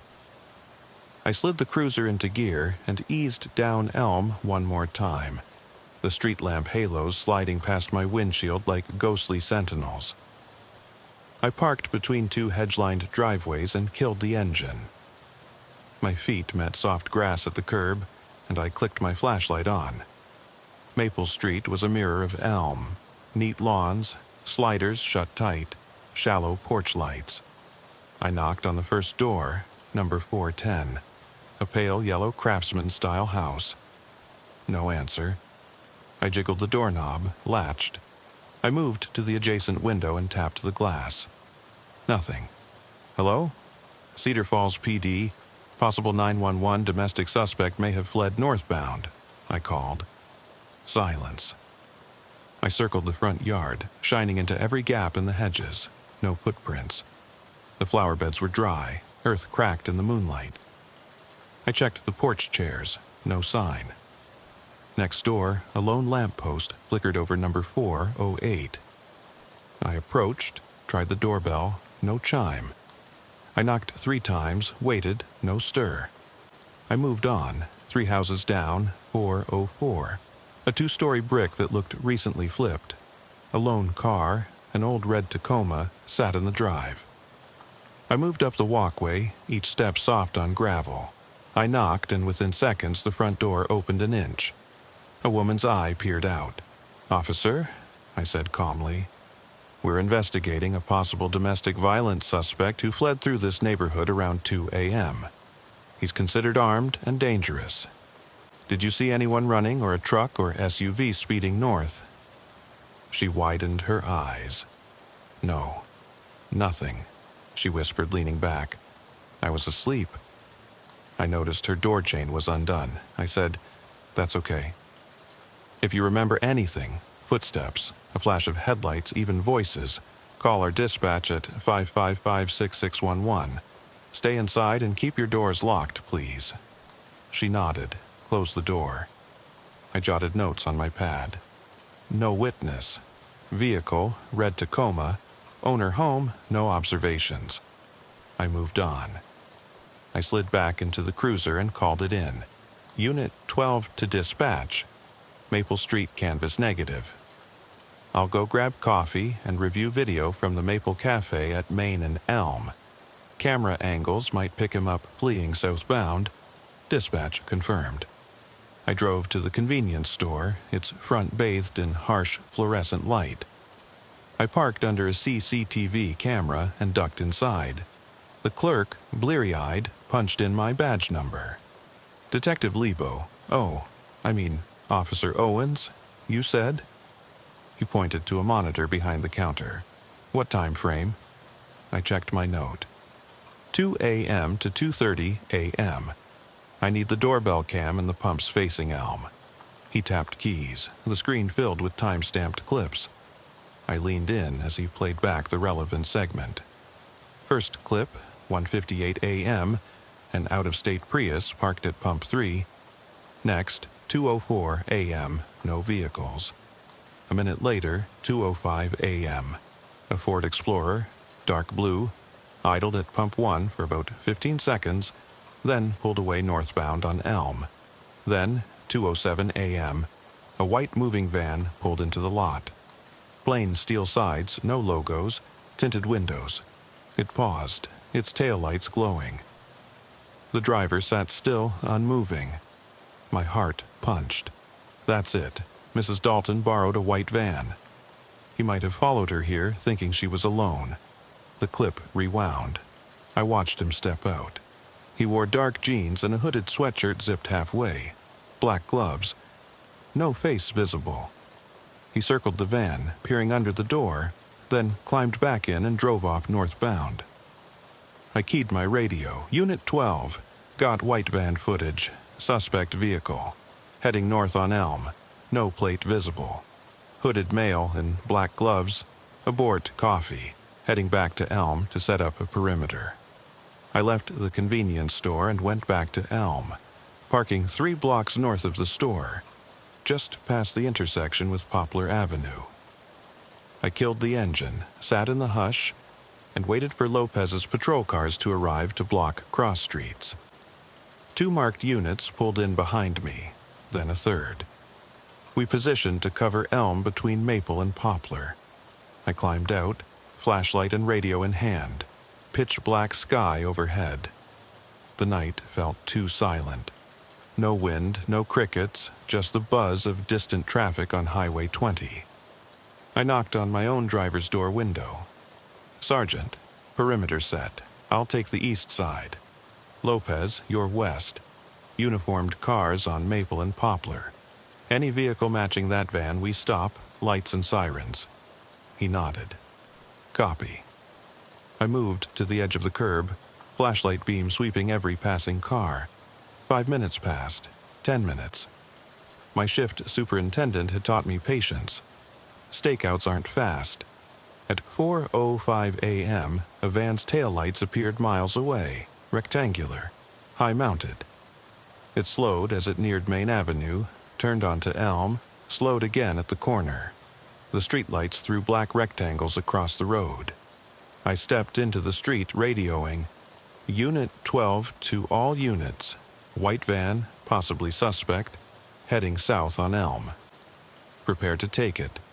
2 patrol cars peeled out behind me with lights off. I stayed still as the van rolled by. At 20 miles per hour, it passed within 10 feet. I got a glimpse. No markings, generic black wheels, license plate shadowy. The driver's face was obscured by the hood and darkness. I pointed my light and yelled, "Cedar Falls, PD, pull over now." The van didn't slow. I drew my weapon, heart pounding. "I'll light you up," I barked. I clicked on my strobe. Flashing blue lit the street. The van accelerated, splashing through a small puddle, then made a hard right onto Maple, right into the perimeter. "Suspect fleeing south on Maple," I shouted. The other units joined in, lights flashing, siren piercing the silence. I accelerated behind, cruise control off, hands steady on the wheel. The van weaved between stalled cars parked along the curb. Dangerous, but no pedestrians. I radioed the pursuing unit's tail numbers. It was over 10 blocks before the van realized it was surrounded. It braked hard at the T-intersection at Maple and Oak Street, fishtailed, then came to rest across both lanes. The driver's door opened, and a figure bolted. Tall, lean, hood falling back, revealing dark hair plastered under a knit beanie. I skidded to a stop 20 feet back, slammed my door open, and dropped to a crouch, weapon trained. "Police, don't move," I yelled. The suspect froze mid-stride, hands raised. I sprinted forward, flashlight jabbing the silhouette. 2 units arrived, 1 on each flank. Within seconds, the man was on the ground, cuffed, reciting, "Please don't shoot, please don't shoot." My blood hammered. I holstered my weapon only after Lopez reached us and confirmed cuffing. I approached, badge out. "Hands behind your back. You're under arrest for evading police and suspicion of aggravated assault," I said. He spat. "I'm not the Dalton guy, I swear." But the hood, the gloves, his pattern of movement, too many matches. I read him his Miranda rights. He mumbled through each. "You have the right to remain silent." I patted him down. No weapon, no ID.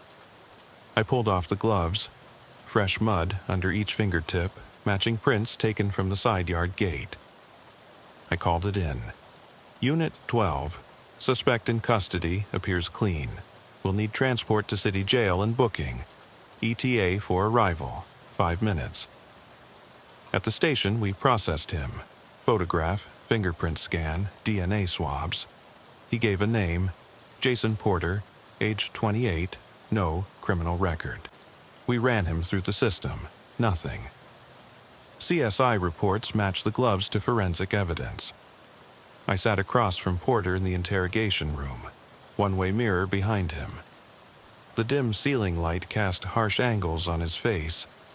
I slid the photo stills of the backyard gate and the chalk warning on the porch. "Recognize this place?" He leaned forward, expression hard. "Never been there," he said quickly. I watched his eyes. He was lying. But I dropped it for now. "You were seen in a white van, traced to my perimeter. You evaded arrest. What's your connection to 412 Elm?" Silence. The mirror stared back at me. I clicked off the recorder. "We'll figure it out sooner or later," I said, standing. I stepped out, pulling the door behind me. By dawn's edge, the sky dulled. I drove back to North Elm for one last look. The street was quiet again. Morning shift starting. Joggers warming up. Detective Leibowitz was locking up his evidence bag. Mrs. Dalton and the children were taken by a family friend. The suspect, Porter, was in jail. I stood in the driveway of 412, flashlight in pocket. The broken gate, the chalk message, the torn photograph. All still there, waiting. No twist yet, no final revelation. Just the weight of unanswered questions pressing in with the coming dawn. How long had Porter been watching that house? Why the warning in chalk, "He watches"? And who taught a 6-year-old to write it? And most unsettling of all, if he wasn't Dalton's husband, who was he? And what did he intend to do when he came back? I took a deep breath, tapped my badge against my chest, and walked to the cruiser, knowing this story was far from over, and that the next call could send me right back into the dark. I drove back to the station under a sky streaked with bruised lavender and pale gold, the rising sun pressing through the windshield like an accusation. My cruiser smelled faintly of stale coffee and the sweat I hadn't had time to wash off after the chase. As I pulled into the lot, I realized I hadn't eaten since my shift began 24 hours ago, but hunger was a whisper drowned out by everything I'd seen. I shut off the engine, sat for a moment, and let the silence settle. Inside, the station was its usual half-empty self. Bleached tile floors, humming fluorescent lights, the low murmur of radio traffic, and the distant clack of keyboards. I keyed my badge on the door and stepped into the bullpen. Detective Leibowitz was hunched over his desk, face lit by the glow of 3 monitors. He looked up when I cleared my throat. "Morning," he said, but it came out more like an apology. I nodded and peered at his screens. One showed the body cam footage from my initial entry into the Dalton home. Another displayed the stills of the chalk warning and broken gate, and a third scrolled through the CCTV clips I'd grabbed from the convenience store. "They brought you coffee?" I asked. He pushed a styrofoam cup toward me. I cradled it in both hands. It was lukewarm. "Late night," he said. "I wanted to talk before you crashed." I drained half the cup and set it down. "What's our next move?" Leibowitz leaned back. "Porter's locked up in interrogation. We've got matching prints on the gate and the gloves, but he's not Dalton's husband, and the Daltons never mentioned him. No connection in the system. He says he just stumbled onto the house, thought it was empty, maybe got curious, then panicked." I rubbed my temple. "Curious enough to slash a gate, scribble messages in chalk, and run when we rolled in? Doesn't add up." He shook his head. "No, it doesn't. We keep him until the lab report confirms the blood match, but even then, we still don't know motive. And why teach a 6-year-old to write 'he watches'?" I shivered, despite the warmth in the room. "That line keeps me up." He tapped a key. "Listen to this." He clicked a clip labeled 911 audio 412 elm.wave. The speakers crackled with static before my own voice emerged. Clear, clipped, professional. "Cedar Falls, PD, what's your emergency?" Then another voice, muffled, trembling, a woman's voice. "Yes, I need someone now. My husband. He's violent, It cut out. My heart thudded. That wasn't the Dalton house. That was the recording from an entirely different 911 hang-up a few blocks away on Maplewood Drive 2 nights ago. An incident that, per records, sent officers to an empty house where the caller hung up. No crime there. I looked at Leibowitz. "That's my voice," I said. He nodded. "That's you, all right, but that call happened Monday at 11:47 p.m. You weren't the dispatcher." My stomach turned. Then whose voice is that matching my cadence, my accent, everything? He rewound and played again. The caller's voice turned to static near the end, but faint beneath the crackle was a whispered echo. "Help me, help us." I felt fingers of ice curl around my spine. They spliced my voice into another call? Or something is using it. I stood, pacing. That means whoever did this has access to our recordings, or something else entirely. He pushed me a cup of coffee. "Thought you might need it." I set the cup aside, hands still trembling. "Who would do that?" Leibowitz closed his eyes. "I don't know, but there's more." He pulled up an email on his screen. Subject line, "Review audio 412 North Elm." He clicked a link, opened a waveform analysis. "Our lab flagged background audio on your body cam just before you kicked in the front door. There's a tonal frequency, low-level hum around 60 hertz, almost like a home generator, but when they isolated it, there's a voice hidden beneath." He played a slow-speed clip. At first, I heard wind, then, faintly, a child's laughter, tense, almost mechanical. Then a man's voice saying, "Find us, set us free." My breath caught. That's Ella's voice?" He nodded, but altered. I closed my eyes. I remembered opening that door.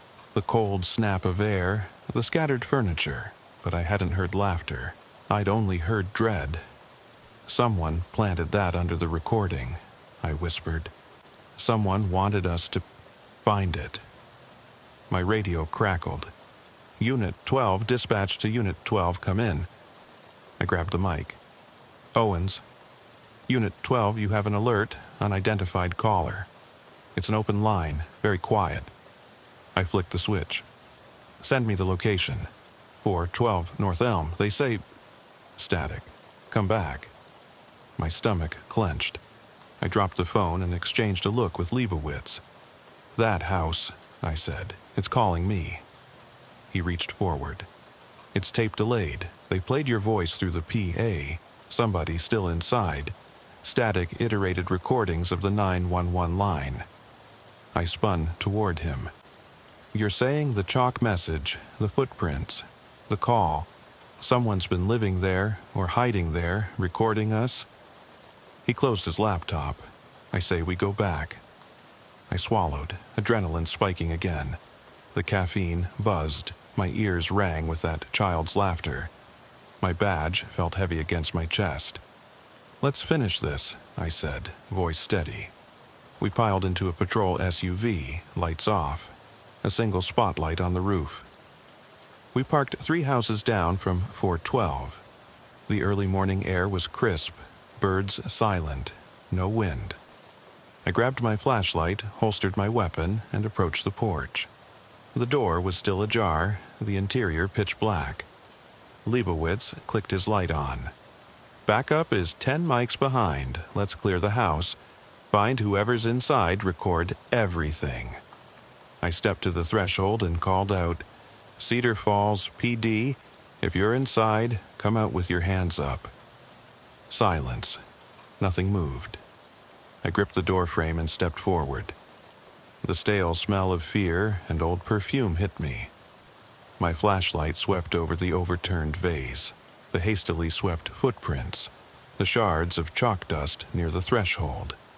Then I heard it again. Faint behind me, like the whisper of cloth against wood. Find us. I spun, light slicing through the dark. But there was nothing but the empty hallway. My heart slammed. Leibowitz whispered, You hear that? Yeah, I said. Body cam's on, he said, and I activated mine without thinking. A red dot appeared on my chest rig. We cleared the living room methodically, room by room, following the dance hall script of training. Announce, enter, sweep, secure. But each room was empty, no sign of a second person.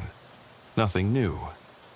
In the kitchen, I saw the chalk message again, scrawled on the fridge, He watches. Beneath it, a second line in a different hand, neater, almost adult. She sees. I shivered. That wasn't there before. Leibowitz moved to the window and pried the sill free. Underneath, tucked in the frame, was a small cassette tape, labeled in pencil. Listen. I exchanged a look with the detective. Who still uses tapes? He shrugged. Only someone old school or someone trying to freak us out. I pressed my ear to the recorder and hit play. A click, then static, then my voice. Cedar Falls, PD. Are you there? And beneath it, a low undercurrent of the same child's laughter, the whisper, Set us free. My blood ran cold. I dropped the recorder, and it clattered on the linoleum. What the hell? Leibowitz murmured. I felt my legs go weak. I stepped back toward the doorway, shining my light at the ceiling, the walls, every shadow. Then I heard a faint scrape behind me like a nail dragged across wood. I turned. In the hallway, a shape moved, a silhouette of a little girl, thin and pale, stepping out of the darkness. Her eyes glowed in the flashlight beam. She tilted her head, mouth open in a silent plea. I raised my pistol, voice shaking but loud. Cynthia Dalton, step into the light. Her form flickered, like a bad projection. She whirled, retreating into the black. Then, the hallway door swung shut with enough force that I heard the clap through my ears. I clicked off my light and holstered my pistol, heart hammering. "We need a ladder to the attic," I said. Leibowitz stared at where she'd vanished. "What did you see?" I swallowed. "I don't know, but she was there." I tapped my chest mic. "Dispatch, we need SWAT and fire rescue. Possible rescue scenario. Repeat, possible rescue scenario at 412 North Elm."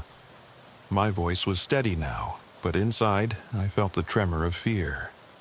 As Leibowitz moved to call it in, I looked back at that closed door, knowing the story wasn't about a runaway husband, or an intruder, or even a cop's procedural night. It was about something darker, something living in the walls and floorboards of that house. Something that had been waiting for us. And now that we'd answered its call, I was the one trapped inside its story. What would I find when I opened that attic door? I palmed the attic ladder's base, feeling its metal rungs cold and slick against my gloves. The SWAT medic, Sergeant Lopez, has ordered the area secured.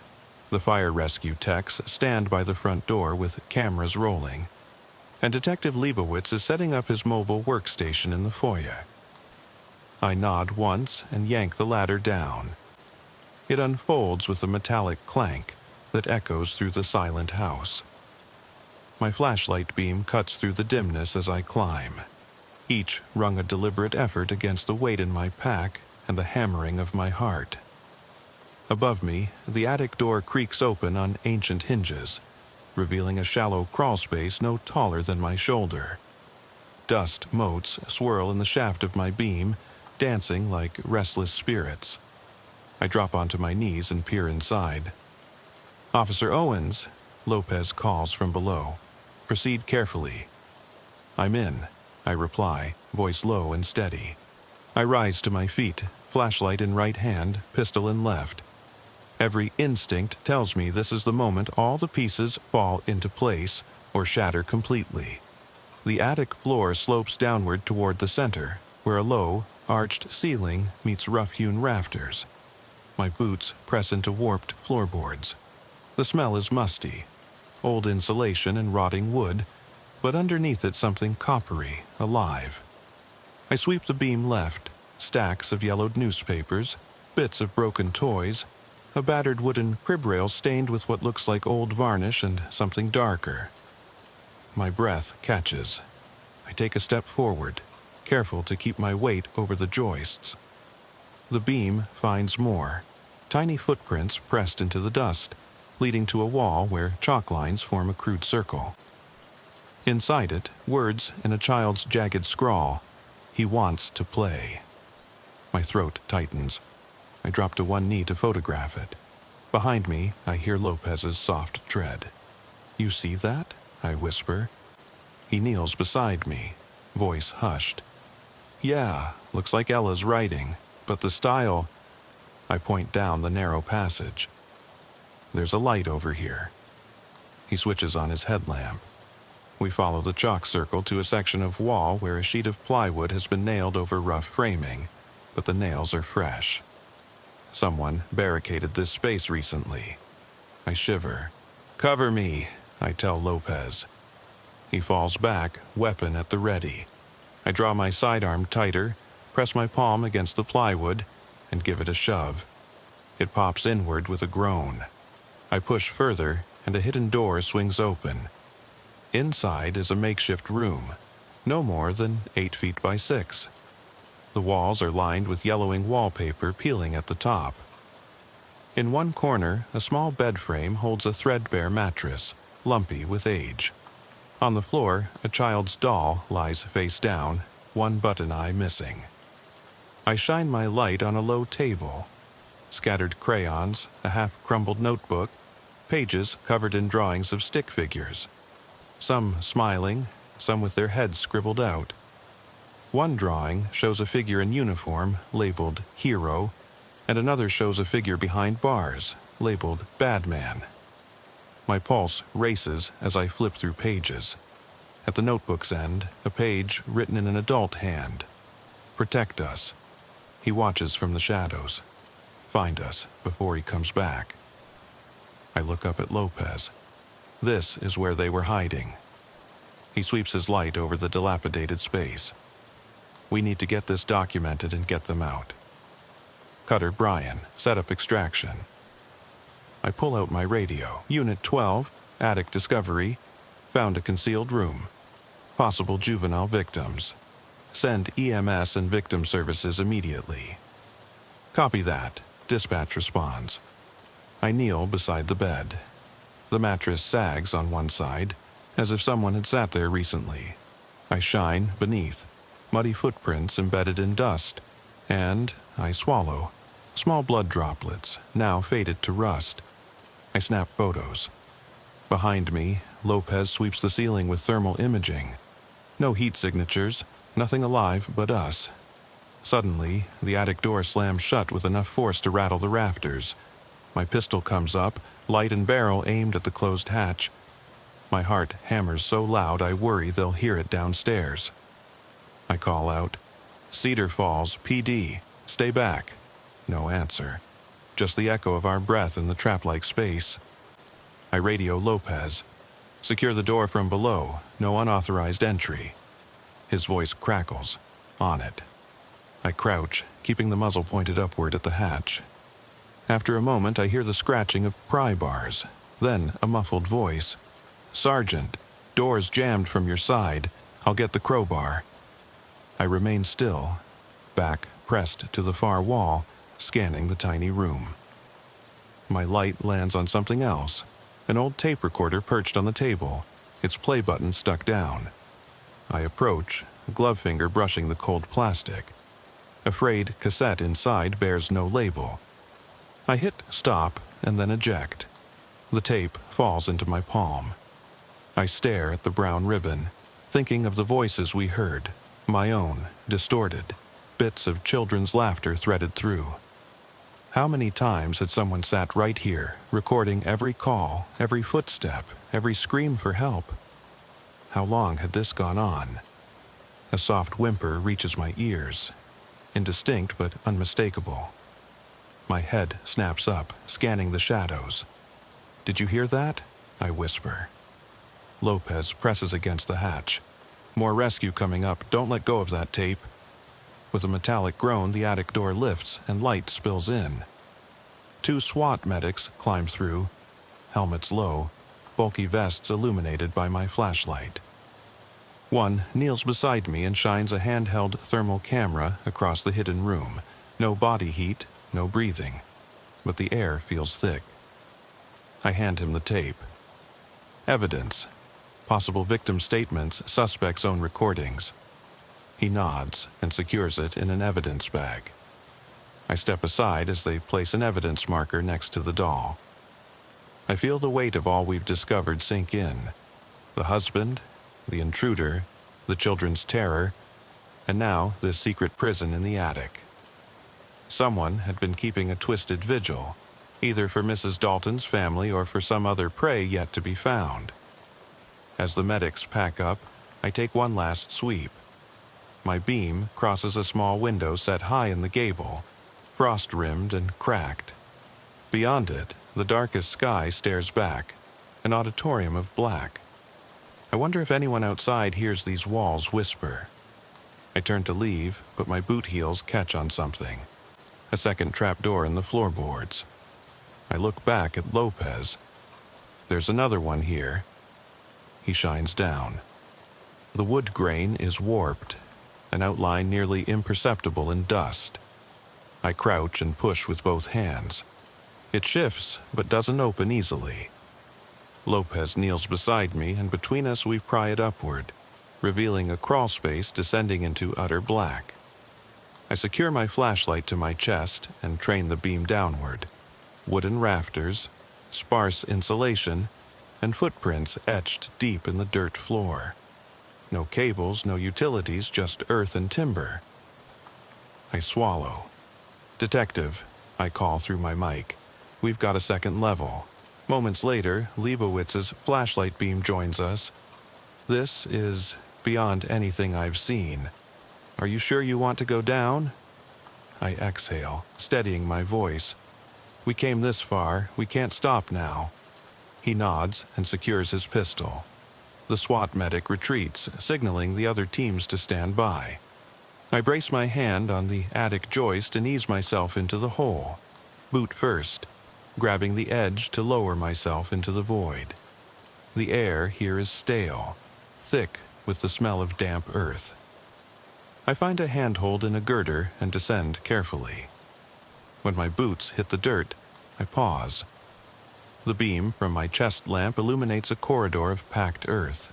No wallpaper, no boards, just walls of soil. The footprints lead away toward a faint glow. I follow, heart pounding. I emerge into a low chamber, barely 6 feet tall, where the light comes from a single bare bulb dangling from heavy wiring. Beneath it, a tattered blanket lies on the dirt, and around it, small toys are arranged in a circle. A wooden train, a plastic duck, a chipped porcelain tea set. The scene looks like a child's altar. My pulse pounds. I sweep the beam upward, scratch marks gouged into the earth walls forming letters VERYBAD. Above them, in deeper gouges, no one comes. I swallow hard. Detective Leibowitz, you seeing this? He kneels at the edge of the chamber and shines his light. This is ritual or someone's demented game. I move toward the toys, careful not to disturb the circle. A single piece of paper lies at the center, yellowed and curled. I pick it up with gloved fingers. It's a newspaper clipping, dated March 1974. Headline, Child Nurse Guilty in Hospital Disappearances. Beneath it, a photo of a smiling woman in uniform. A hospital nurse named Margaret Ellison, convicted of murdering 3 children in the nearby sanatorium decades ago. My breath catches. This house was built on the old sanatorium grounds. I recall local legends, buried tunnels, unmarked graves, whispers of children's screams at night. I shook it off as folklore until now. The detective steps in beside me, eyes wide. Ellison's case files. She claimed she could see the real shapes behind children, that they needed her to free them. He taps the clipping. She carved the walls with warnings and buried her victims in hidden chambers. I feel bile rise. Our modern suspect, Porter, might only be the latest to carry out twisted mimicry. But something here is older, something far darker than any 911 call. The bulb flickers. A distant drip echoes. I realize the air has grown colder, the silence deeper. I look at the circles of toys and the chalk threats above, and I understand. This isn't about Dalton or Porter. This is Ellison's legacy, still alive in these walls.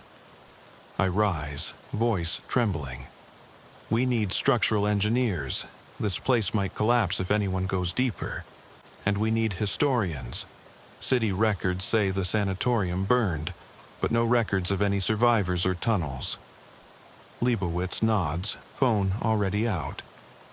I'm notifying command. This will be front-page news.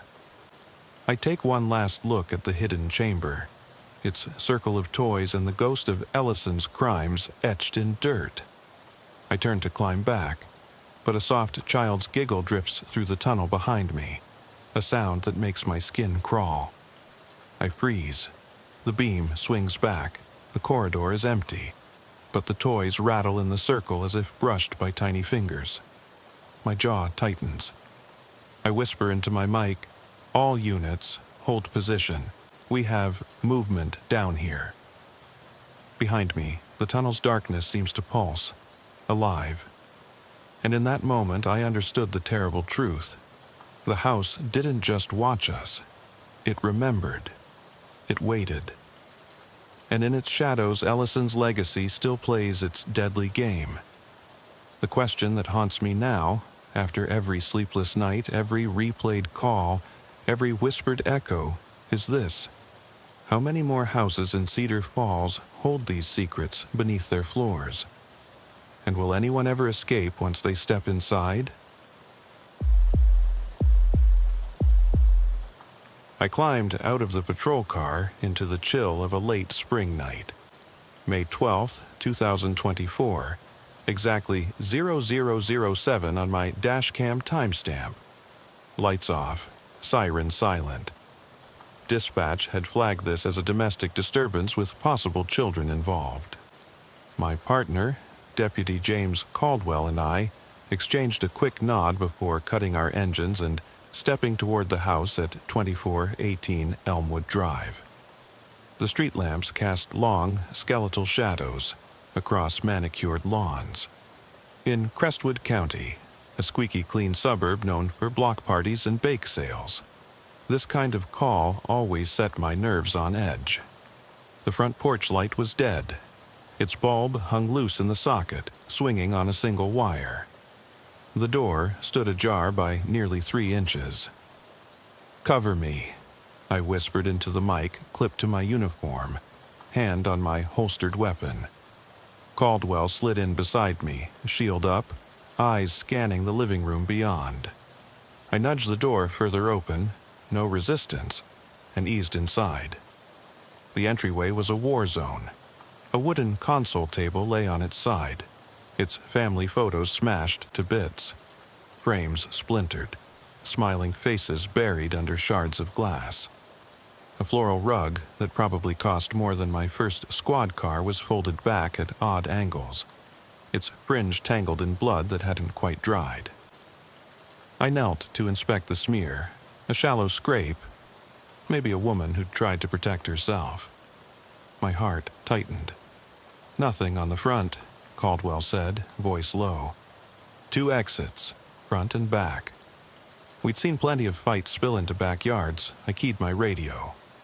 "Hawkins to dispatch, perimeter check requested. Units, please cover rear." No response yet. I rose, sweeping my flashlight beam along the hallway. The muted glow of a television flickered in the next room. Child's cartoon stuck on pause, pastel shapes drifting across the screen like ghosts. "Kids," I muttered. The hold-open switch on my flashlight clicked louder than I liked. I could hear faint shuffling from upstairs and, somewhere behind me, the soft whimper of a child. Caldwell and I exchanged the slightest glance. He gestured up the narrow carpeted stairs. Halfway up, I paused. Every creak sounded like a warning. I counted my steps. 1, 2. I could hear static at the edge of my radio, dispatch running hot before another call. Somewhere in that static was a dispatcher screaming for backup on a DUI. Not helpful. At the landing, I felt the house settle, like it sighed under its own weight. The second-floor hallway was lined with doors, all closed, each one a potential threat. The light from my torch carved a tunnel of visibility, but beyond its beam everything fell to black. Caldwell stayed a step behind, silhouette rigid, hand on holster. The sobbing got louder. It wasn't just any sob, it was a small child's cry. My chest tightened. Nothing shakes you like a frightened kid. I edged toward the door at the far end, the one directly across from the laundry room. Its knob was wet with something sticky. I suspected sweat, maybe blood. I turned to Caldwell. "On 3, we kick?" He nodded. 1, 2, 3. My boot met the center of the door with a thud that rattled the frame. The door gave way, splintering just enough to slip inside. I raised my weapon, sight trained on the far corner.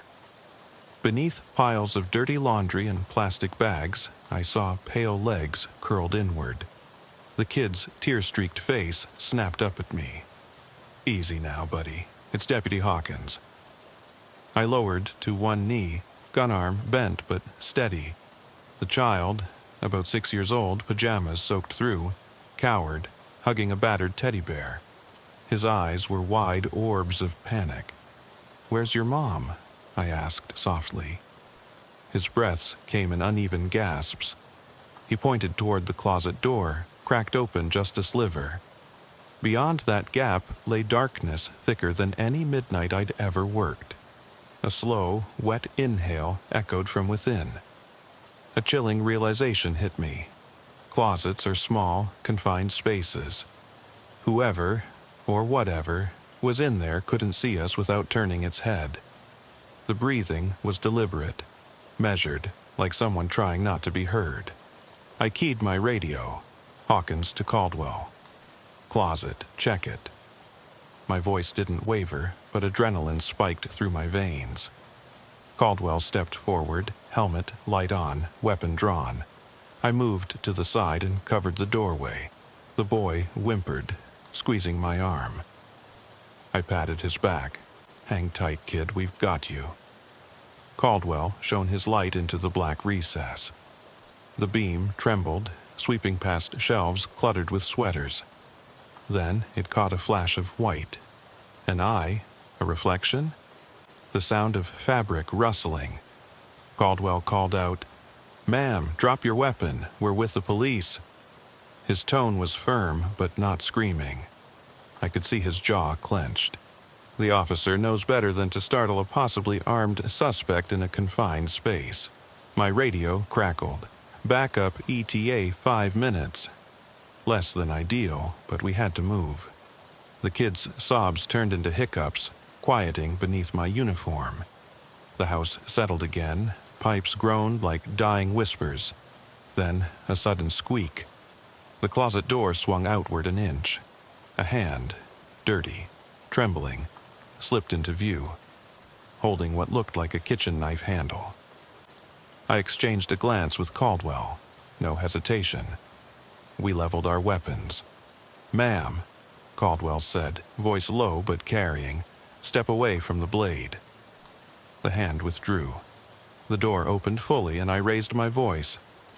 "Mother, it's Deputy Hawkins. Let the little boy go." A woman stood there, a shape framed by dim hallway light.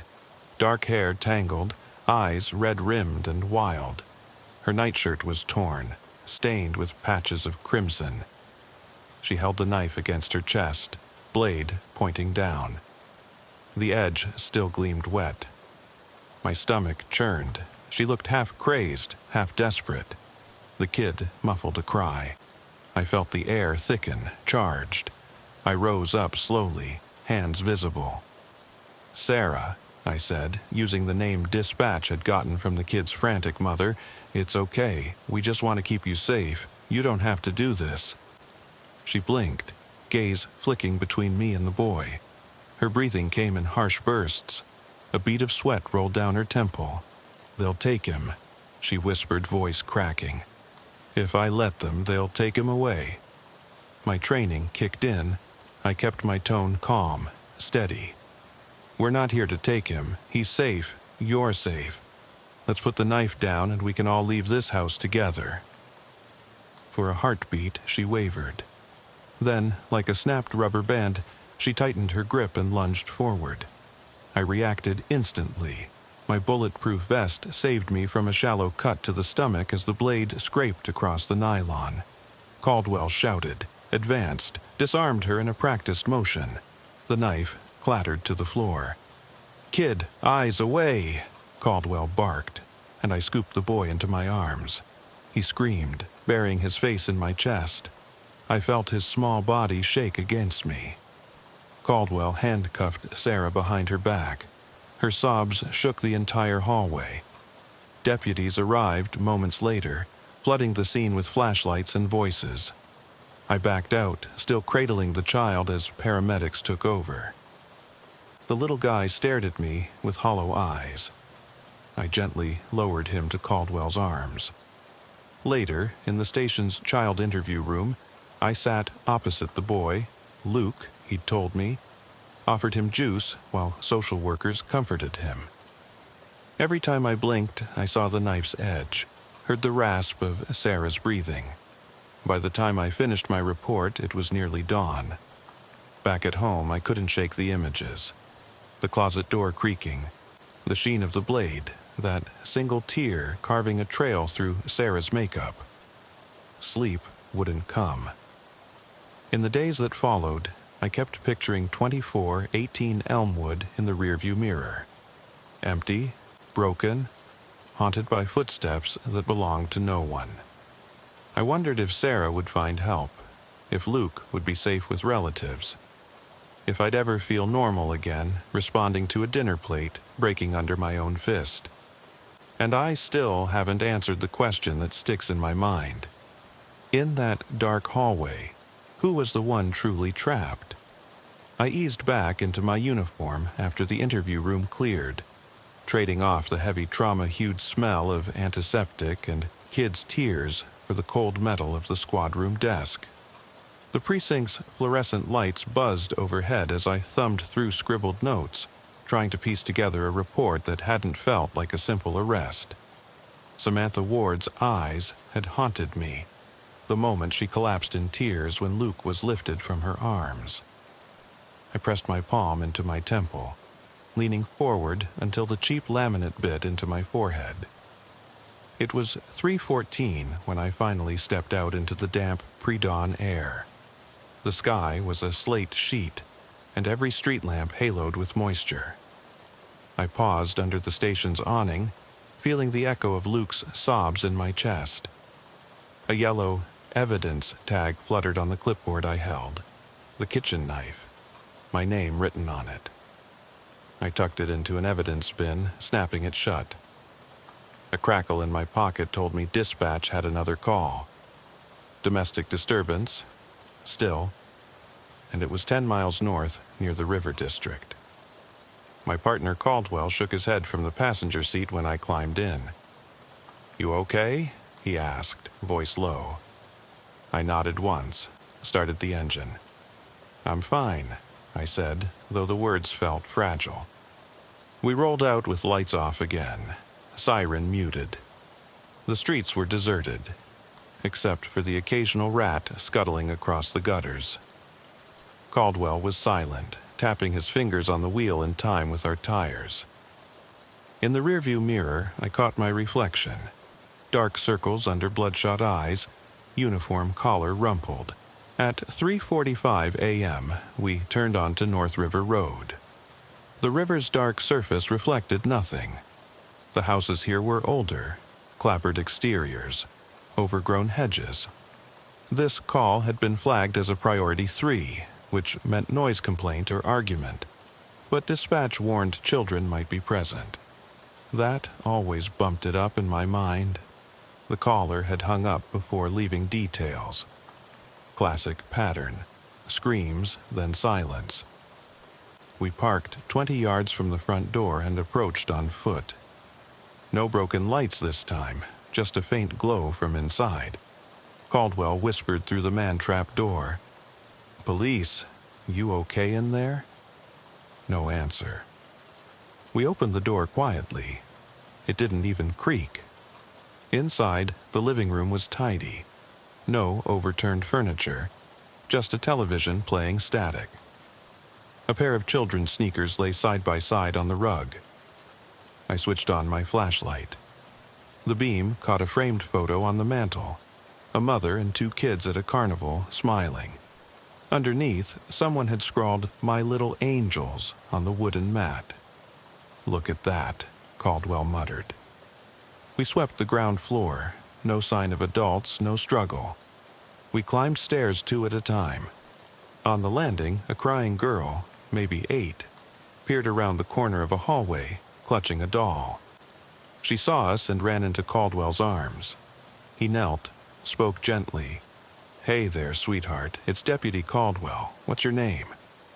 She sniffled, wiping snot with the back of her hand. "Emily," she whispered. "Where's your mom?" I asked, edging closer. She pointed down the hall. "In there." The door was cracked. I glanced at Caldwell. He nodded. I shoved it open. The bedroom was dark except for a sliver of moonlight through a cracked blind. A woman stood in the center floor, her back turned. Her arms were raised, wrists bound by a scarf to the bedpost. She trembled. A man's silhouette crouched near her feet, head bowed. I holstered my flashlight, yelling, "Police! Drop your weapon!" I spun, spotting a pistol on the dresser behind me. Caldwell drew his gun, trained it on the man. Blood pounded in my ears as I assessed. The hostage, Mother, couldn't be more than 25.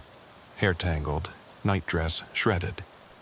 The man turned slowly, wrenching his wrists free only when I yelled again. "Hands where I can see 'em!" He obeyed, stepping back. Caldwell cuffed him.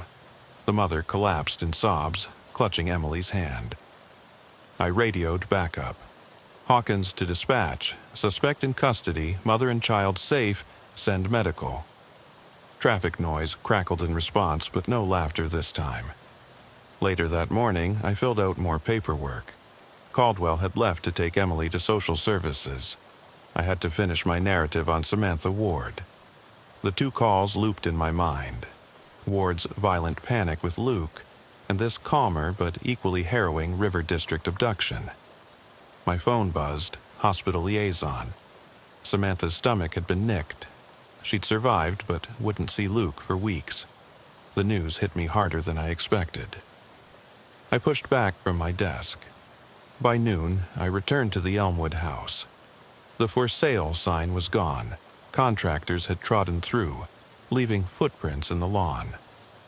Dust motes danced in shafts of sunlight through boarded windows. I stepped inside, helmet, light off, just my flashlight. The console table was restored, the rug cleaned, but I spotted a new crack in the hallway mirror. I stared at my reflection, eyes tired, jaw clenched. A single child's sneaker lay abandoned in a corner. Not Luke's, too small, a neighbor kid's maybe. I snapped a quick photo and pocketed it. Something about that lone sneaker felt like a sign, unresolved. I backed out, heart thudding. That afternoon, at roll call, I sat through briefings on traffic stops and parking violations with my gear still feeling like lead.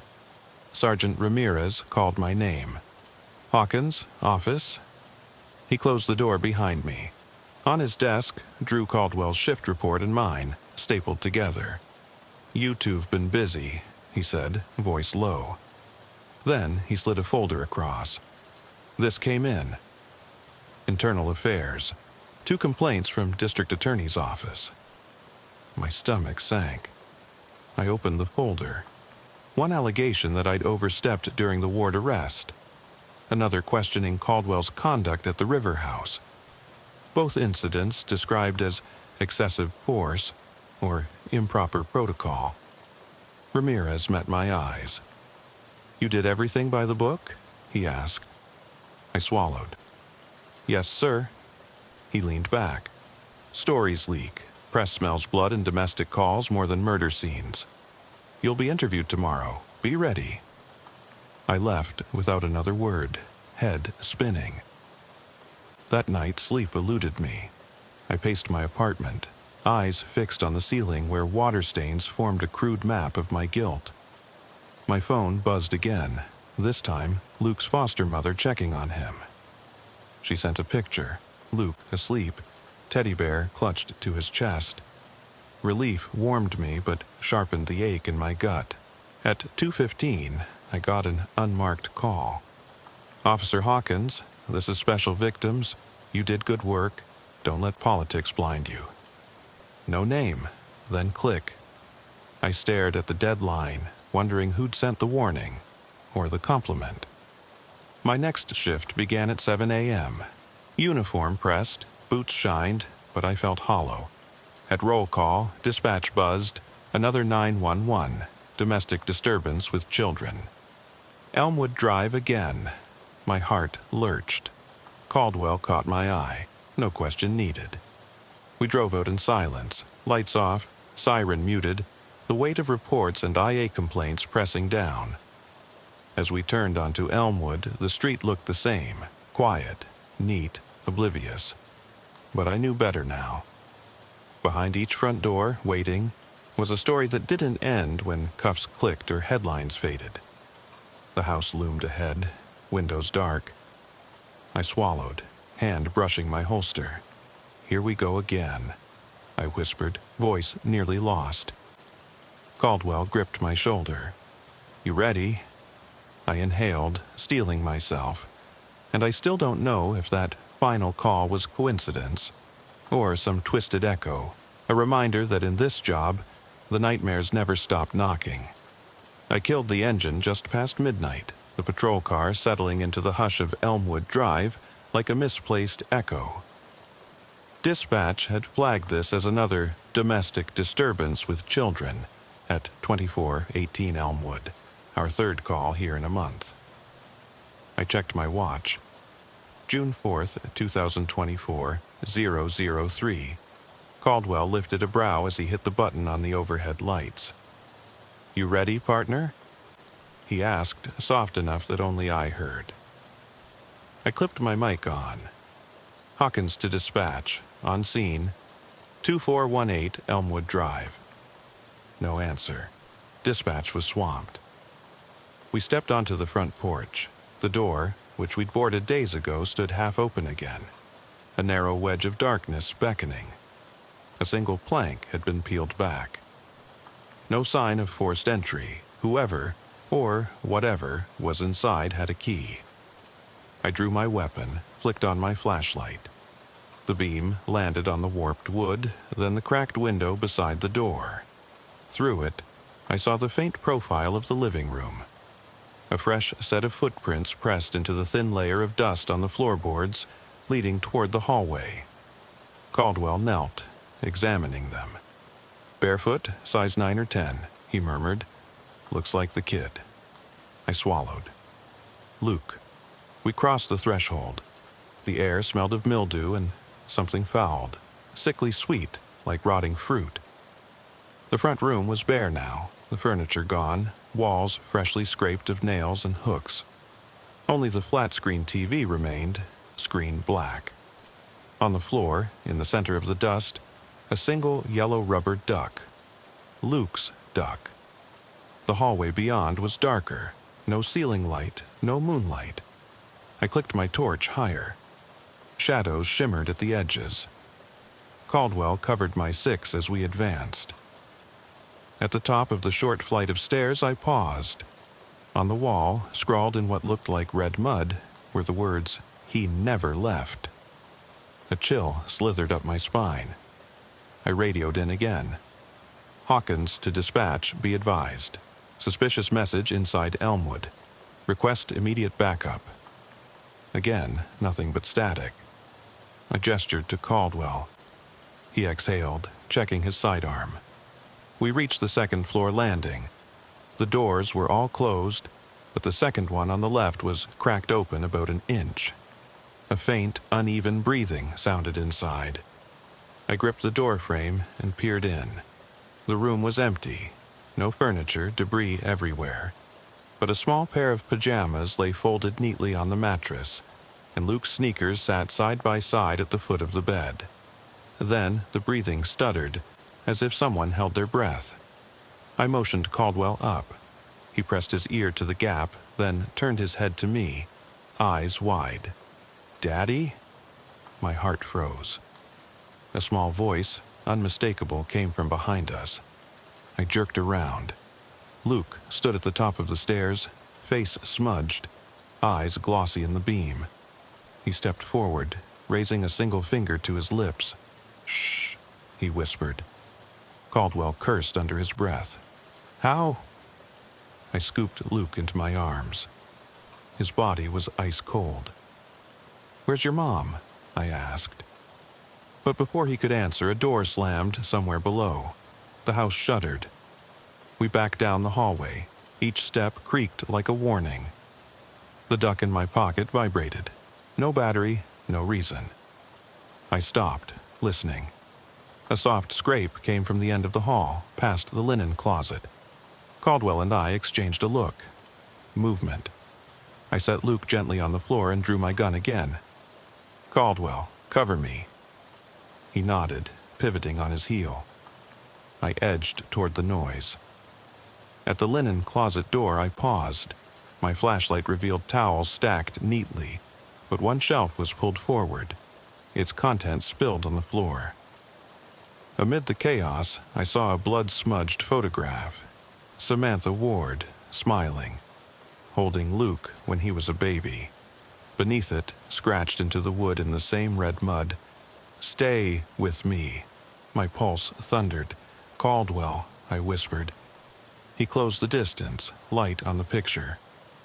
"Duct tape," he hissed, pointing at a small coil on the shelf.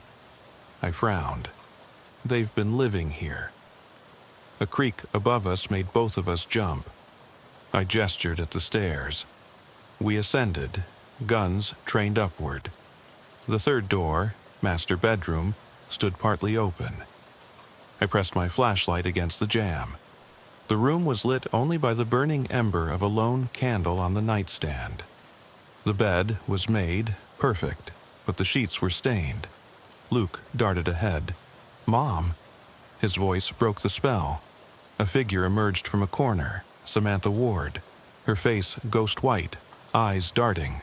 She wore Luke's sneakers and held the rubber duck in one hand. The knife was gone. "Sammy?" I said softly, lowering my gun, but she raised a shaking finger. "Don't call me that," she rasped. Her voice had warped. "I'm not her anymore." Caldwell flicked on his light, illuminating the rest of the room. Its walls were scratched raw, messages carved deep. "He took him. Don't leave." A low hum began like a distant heartbeat. Luke froze. "Mom?" he whispered. Samantha tilted her head. "He's here," she said, voice almost a purr. "He never left us." Behind her, a shape slipped from the shadow. A tall, gaunt silhouette, head twisted at an impossible angle. My throat went dry. Caldwell shouted, "Everyone back!" But in that instant, the room door slammed shut with enough force to rattle the frame. I yanked the handle. It wouldn't budge. Samantha took a step forward, raising the duck. Its button was depressed. It squeaked, a high, tinny note in the candlelit room. The figure behind her creaked closer. "Don't go," Samantha whispered, eyes glinting. "Stay with me. Stay forever." I swung my flashlight, only to catch the figure's face. Caldwell. But Caldwell was outside in the hallway. This silhouette wore his uniform, but eyes black, hollow. Its lips peeled back in a grin. "Deputy Hawkins," it crooned. "You're late." The candle flame flickered out. Darkness swallowed us. I heard Luke scream, then nothing but a rapid pounding. Was it my heart or footsteps? Then silence. The light snapped back on. Samantha Ward was gone. The figure, my doppelganger, stood in the center of the room, holding the rubber duck. Luke sat on the bed, tears on his cheeks, clutching the same toy. The door clicked open. Caldwell burst in, weapon drawn. "Hawkins? Luke?" I bolted forward, grabbing Luke. He buried his face in my chest. I spun to Caldwell. "Did you see?" He shook his head. "Buddy, what the hell happened in here?" I looked around. The walls were smooth now, no carvings, no messages. The candlestick lay shattered on the floor. The window was open, a breeze scattering papers. A piece of torn fabric fluttered at my feet. I picked it up. It was my own patrol shirt, ripped where my vest had been cut. My name patch was gone. Caldwell's radio crackled. "All units, any unit, be advised. Dispatch is receiving a call from 2418 Elmwood Drive. Call type, domestic disturbance with children. Caller says they can hear children crying, but no one answers their knock." My breath caught. I looked at Luke. His wide eyes stared back at me, terrified. Then the radio whispered again, distorted. "They never left." I glanced at Caldwell. He shook. "We locked that house," he said, voice hollow. Luke clutched the duck. "He's here," he whimpered. I swallowed, legs dragging me toward the door. "Let's go," I said. As we stepped back into the hallway, the lights flickered, revealing 3 sets of footprints in the dust. 2 matching ours, and one set leading away, barefoot. I paused. "Who are we chasing, Luke?" The boy looked up, tears brimming.